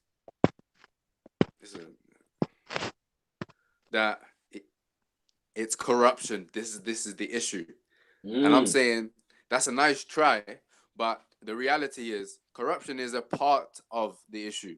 You see, you have an acquiescent criminal elite when it comes to the nation states of Africa, who do and carry out policies, economic policies, which benefit and continue to supplement the Western economic system. When we say the Western economic system, that's a part of the global financial system. So we're talking about the post-Second World War. We're talking about Bretton Woods. We're talking about the institutions which have been set up systematically to continue to extract resources from the global South. So that's what we're talking about here. There's no way. What's that got to do with corruption? We'll deal with it. There's no way you're going to boil this down to quote unquote corruption and pull up a nice graph from The Economist. I'm not dismissing that graph. I'm not dismissing that you have an acquiescent group, an elite in African nations which perpetuate economic policies, specifically neoliberal economic policies, which are to the detriment of the nation and to the benefit of transnational corporations and themselves. So we're well aware of this and we make no bones about it. But there's no way you're going to try and reduce it to an issue of quote unquote or corruption, because that's not going to run. When we're I'll answer it though, bro. I'll answer it. I'll stand on my square and answer it, like, you know, I'll answer that, bro. Let me tell you, and Shakara, you want to go before me? You want to go last? What? Yeah, I'm just going to talk the truth. Now, I hope you two, Ralph and Samuel, I hope both of you can handle the truth. And like I said, everything I say, and you can handle the truth then, Ralph. I'm a Christian. Okay. And I'm saying this, if a man disagree with me, any man who wants to disagree with me, we can have the debate, proper structured, I'm gonna bring my slideshows and information and books, references, not only Wikipedia, and we can do it on COE, right? Debate night, Saturday night maybe, or Friday night. But I'm saying this, all them Negroes out there in Africa and in the Caribbean, every black country, all them black leaders that are running things are infiltrated by Western powers. Facts. All of them work for the best interest of the devil. Straight up. I'm gonna leave it at that. So my immediate question to that would be, what makes African people the only people susceptible to this rule by someone above? Let's shock a raw, bro, and then you can come back. I was gonna cut. I'll deal with that. Let's shock a raw, bro. Let's go.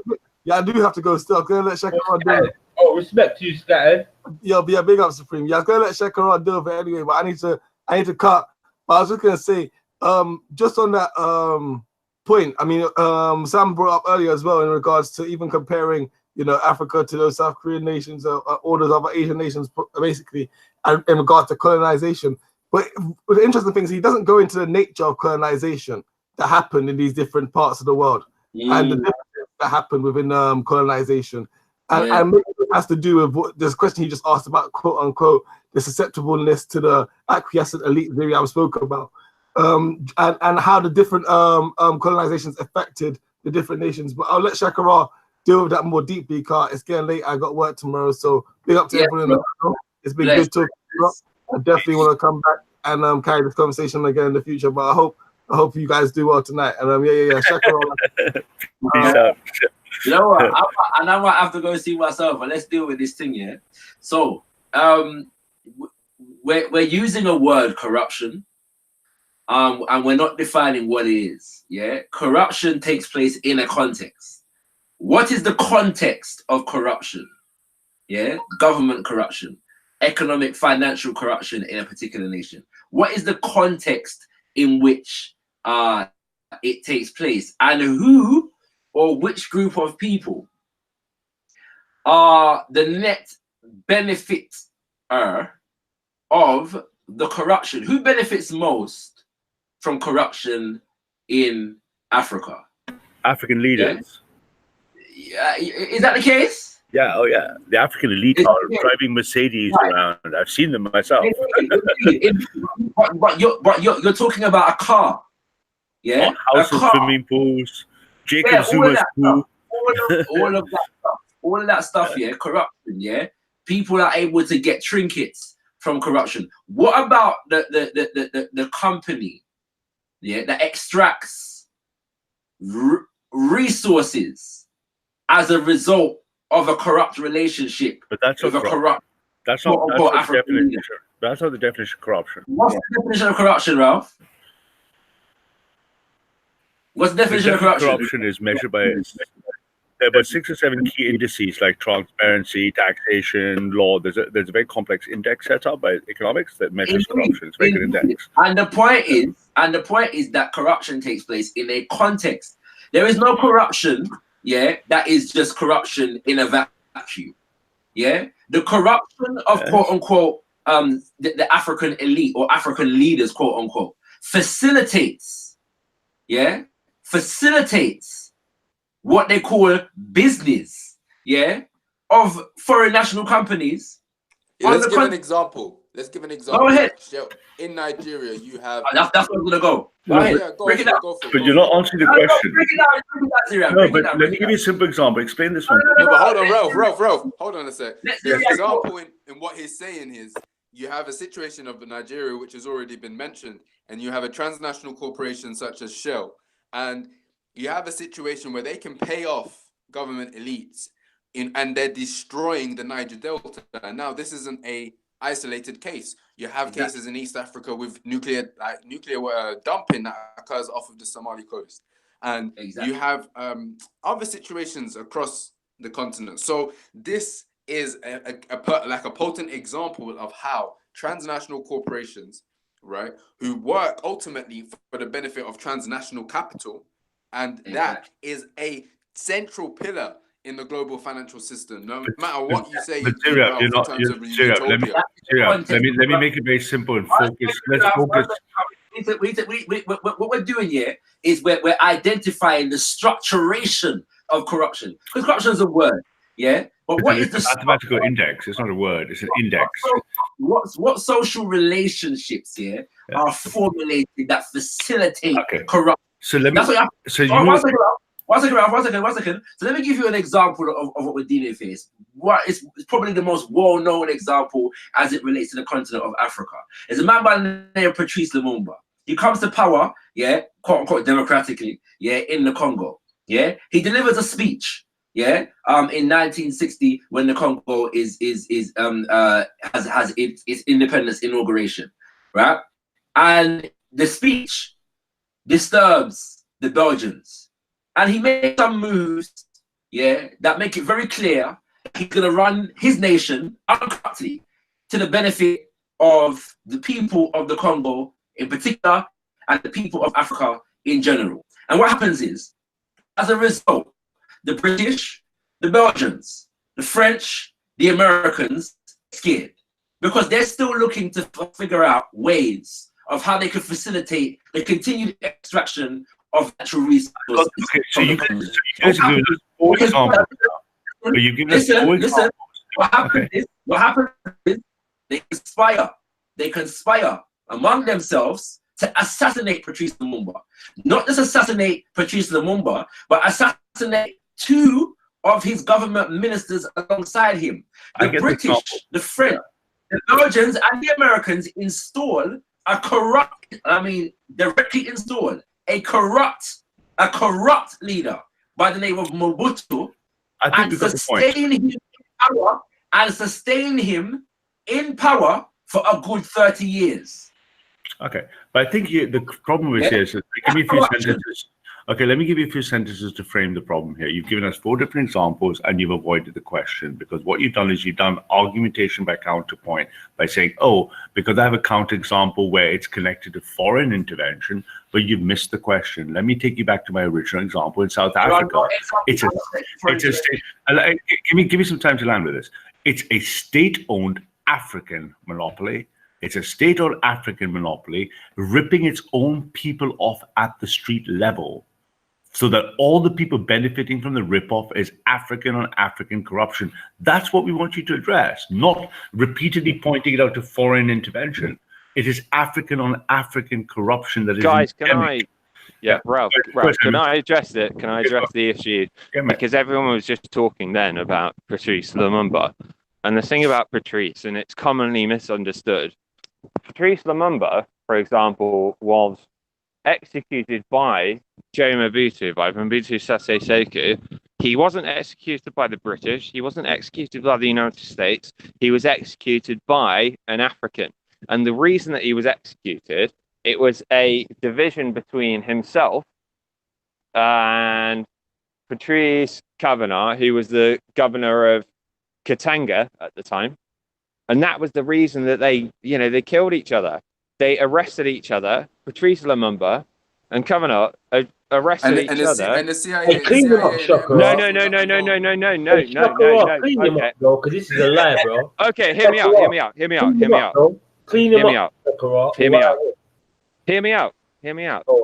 The CIA did plan on killing him. There was a CIA operative called Larry Devlin who did plan on killing Patrice Lumumba, but he didn't. And the reason that he didn't was because Joe Mobutu killed him first. So that's the thing that needs to be addressed. It wasn't the CIA. It wasn't the West. I agree with you that the CIA and the West did want to kill Patrice Lumumba, but they didn't. Patrice Lumumba was murdered by Joe Mobutu. He was taken out. He saw a division between the two leaders who had a disagreement between themselves. No, look, what he's trying to do is basically say if they don't kill him themselves, then they didn't kill him. No, but they did kill him. They did. It was a division. Again, it was a division. No. It was a division in Africa. Let Shakira respond. If I do it, it's going to be 7. 1 second. Let me show you why you're being dishonest here, Sam. We had a conversation the other day, and I asked you the question: where are Patrice Lumumba's teeth? The only remaining in part Belgium. They're in Belgium. They're in Belgium. If his assassination was orchestrated by Africans acting alone, why have only remaining body parts, his teeth, in Belgium? He wasn't assassinated. He was murdered by Joe Mobutu because Joe Mobutu, an African. No, hear me out. Joe Mobutu. No, hear me out. Joe Mobutu, an African, orchestrated his death. It was planned by the CIA. However, ultimately, it was down to an African bloke. So I think that the thing that you need to address, once again, it's like we can go back to this conversation time and time again. We can go back to the conversation that it was Africans versus Africans. The same as it was in 1508 when the Portuguese, hear me out. When the Portuguese turned up in the Congo and Africans sold slaves to the Portuguese to sell into South America. It's the same thing that's always been going on. So stop blaming us. Hey, Shakira, clean him up, bro, or I will. And he ain't going to be left. Clean him up, bro. How about this, Sam and Ralph? Yeah, how about this, all right? How about you leave me and Ziriab, and Supreme, and Scatton, to deal with, our corrupt African elite, right? We'll do that, all right? How about you lot tell your people there, to stop fasting and destabilizing African economy? How about you tell the British military and the American military and all of the European military to get out yeah, of Africa and the Caribbean. Tell all the transnational corporations, yeah, that are based in Europe and built by Europeans to come out, leave Africa alone. Tell ExxonMobil and tell Shell and tell the Lon Min Mining Company and the whole of them. Yeah, tell them to leave. Shaka, I would say no for the simple reason: if Africa was left alone. If Africa was left alone and became poor, and as a Christian, I saw it being corrupt and poor, I'd rather colonize it. I would rather colonize it. That's equivalent. That's a force equivalency. Africa is not poor. Africa No, is he's trying to take it. He's trying to take it somewhere else. Let's bring it back. I know. I'm asking you. I am asking you to take responsibility for the criminal behavior of your people. But none of you we need to make the systematic links more clear. Hold on. Listen, none of you have taken responsibility for a single question. It's quite telling that you didn't address any of my points, especially. But none of you have answered the corruption question. You've always blamed the other. You're not taking responsibility. No. Especially when hold on. Especially when I took into account the acquiescent elite in the various African nations. No, you didn't. That's disingenuous. You made it. It's on record. It's a matter of record. It's a matter of public record, Ralph. Hold on a second. Anyway, I have not taken responsibility. I'm making a point, Ralph. I'm making a point. Hold on. Look, as I said earlier, you have a situation on the African continent today where neoliberal economic policies are being pushed by acquiescent elite in these African nations to the benefit of this elite, and this is more important, it's like a 60-40 at least, you're talking about split of a pie, to the transnational corporations and the financial institutions and the supranational institutions which were built out of the Bretton Woods Agreement post Second World War order that we're living in. So what I'm saying is that's the unipolar. Obviously, we're not in a bipolar world because the USSR doesn't exist, but we're moving into a multipolar world. And this is a good way of linking it all together, because what I'm saying is with institutions like the IMF and the World Bank, which perpetuate and have perpetuated since the end of colonialism, since the 50s till today where we are, have perpetuated and supported neoliberal policies to the detriment, with policies like austerity, to the detriment of Africa. That's why we're in the situation we're in today. Can I give you chaps are taking lots of time. Let me try once more, and let me try once more. You constantly frame this, in this case, at least for the first time, you said 60-40. I want you to talk only about the 40 without referencing the other. I want you to explain the African problem that is not related to global needs. Let me land it. You don't dictate what you want me to talk about. I'm going to focus on the lion's share. That's what I'm going to focus on. The same way you focus on the majority Pakistanis in the grooming gangs, which are overrepresented. It's the same thing. But my point here, Sirab, is if you don't look inside and speak about the inside, us on the outside looking out will look at you as not being responsible. Ralph, I haven't heard a single thing today from you guys saying what African people are doing wrong in Africa, unless you tie it to something outside. Ralph, I'll speak for myself. Not a single statement tonight. Not a single statement. I'll speak for myself, and I'm sure as we have too, when I say, that I have little to no interest, in impressing upon you or anybody how responsible man is. Well, this is not what we're engaged in right about now. You and the European world in general, have this tendency to try and frame the conversation. And so, as far as you're concerned, we must focus only on African elites. No. And that, I never.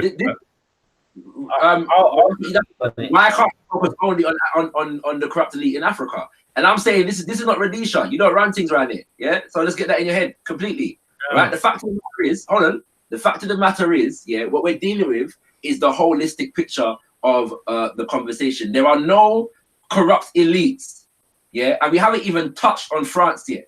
Because Samuel mentioned Obiang, the Obiang, But the thing you haven't touched upon at all, the thing you haven't touched about at all, hold on a second. Hold on a second. The Obiangs, and the reality is yeah, that there is like corruption in what they call French-speaking Africa is explicitly tied to France. Yeah, explicitly tied to France. Yeah, whereby 60% yeah, of the GDP of many African nations is getting paid directly, yeah, into the French. Yes. But you see, my point is, I'll try to make it once more because I'm not sure you're really getting the point or you're resisting. But let me try once more to frame it once. You keep interrupting me. Every time I let you go for 5-6 sentences, I start speaking, you interrupt me again. I don't mind, but after a while, it's a bit dull. So, I mean, the last time you had 8 sentences. Let me just... I'll let you finish, but then please let me finish. Your content, peace, man. I'm going. Hey, let me say my piece, you know what I mean, when you're done, Ralph. I mean, I'll just come.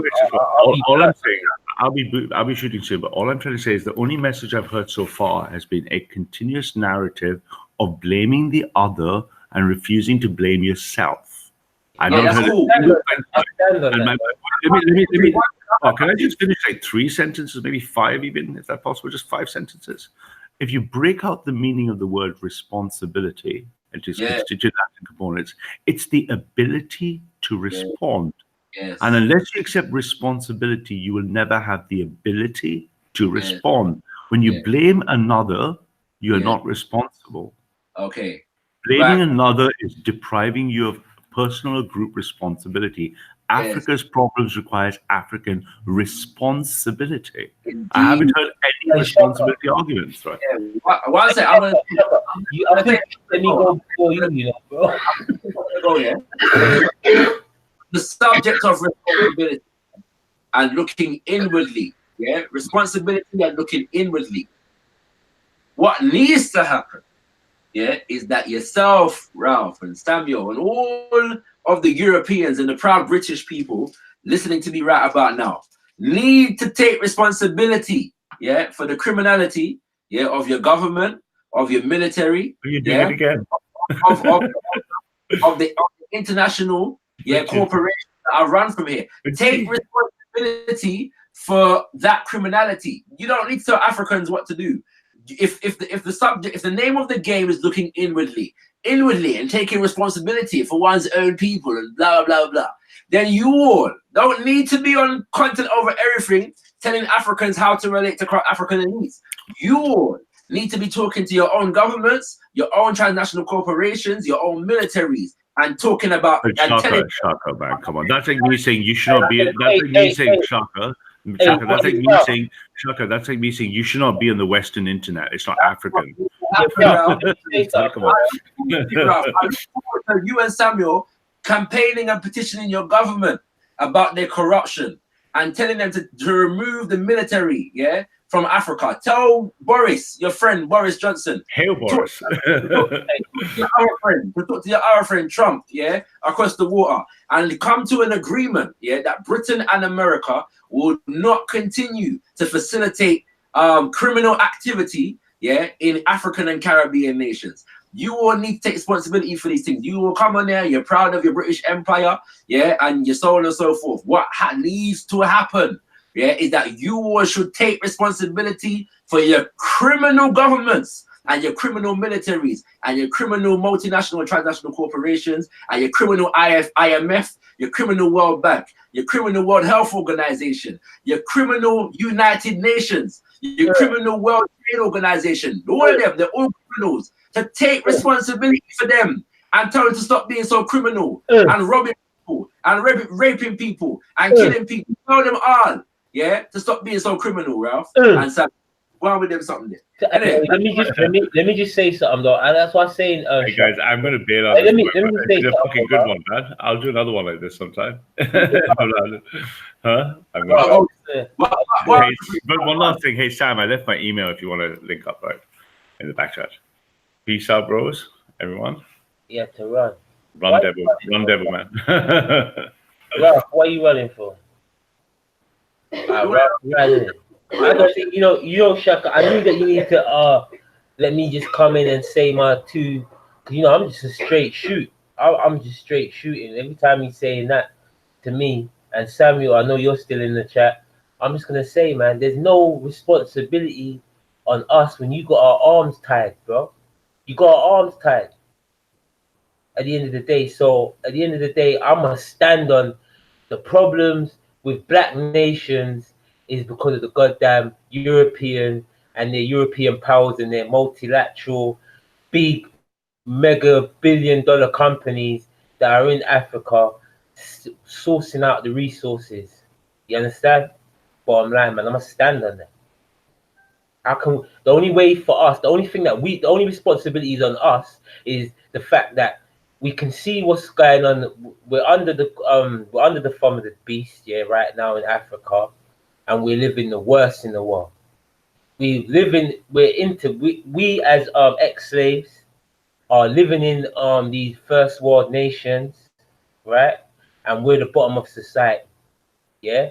So we should all, it's incumbent on us. The only responsibility is on us as black people, yeah, is to separate and go and live for ourselves. Give back everything. Give back the TV, the technology, the shoes, everything. Yes, You see what I'm saying? The only thing that I want to take with us is the books that we bought with our blood, sweat, and tears. Let us take our books. That's all we need. Just let us take our books with us, and you lot can and let us separate, man. You lot can keep do what you're doing with the resources. Give us a clean part of this world, a fertile piece of land. It don't even have to be in Africa. The blacks who want to separate, we should be given a fertile piece of land, yeah, that can grow some food and stuff like that. Don't have to have no gold or no resources. Just some fertile land with some trees, some wildlife and stuff like that. So we can just do for ourselves, man. And leave us the hell alone. You can have your TVs, your internet, keep it, man. Your cars, everything. Keep it. Yes. We'll make our own shit. We can't do our own. We can't make our own car. I don't want it. Bro, man's got to run here. Alright, bro. Hey, content. You gonna have to stop this show because every man looking to duck out. Yeah, you know. And when you go live though, Shakara. Come again? Oh man, when you going live, man, I wanna come on. Yeah. I don't even know right now. I was off live for a while, and then I'll come on like about 3 times in the last few weeks. Right. That was a couple of weeks ago still, actually. So yeah, like, let's say the last month. I think July I came on a couple of times. So yeah, stay tuned, innit? Stay tuned, right. Stay tuned. Yeah, definitely look out the sub-tier channel. So I definitely, yes, anytime you want to open up the panel, then we can Most and then we are there. You see me? Yes, King. Listen. That's the first honorable. Rastafari. Bless.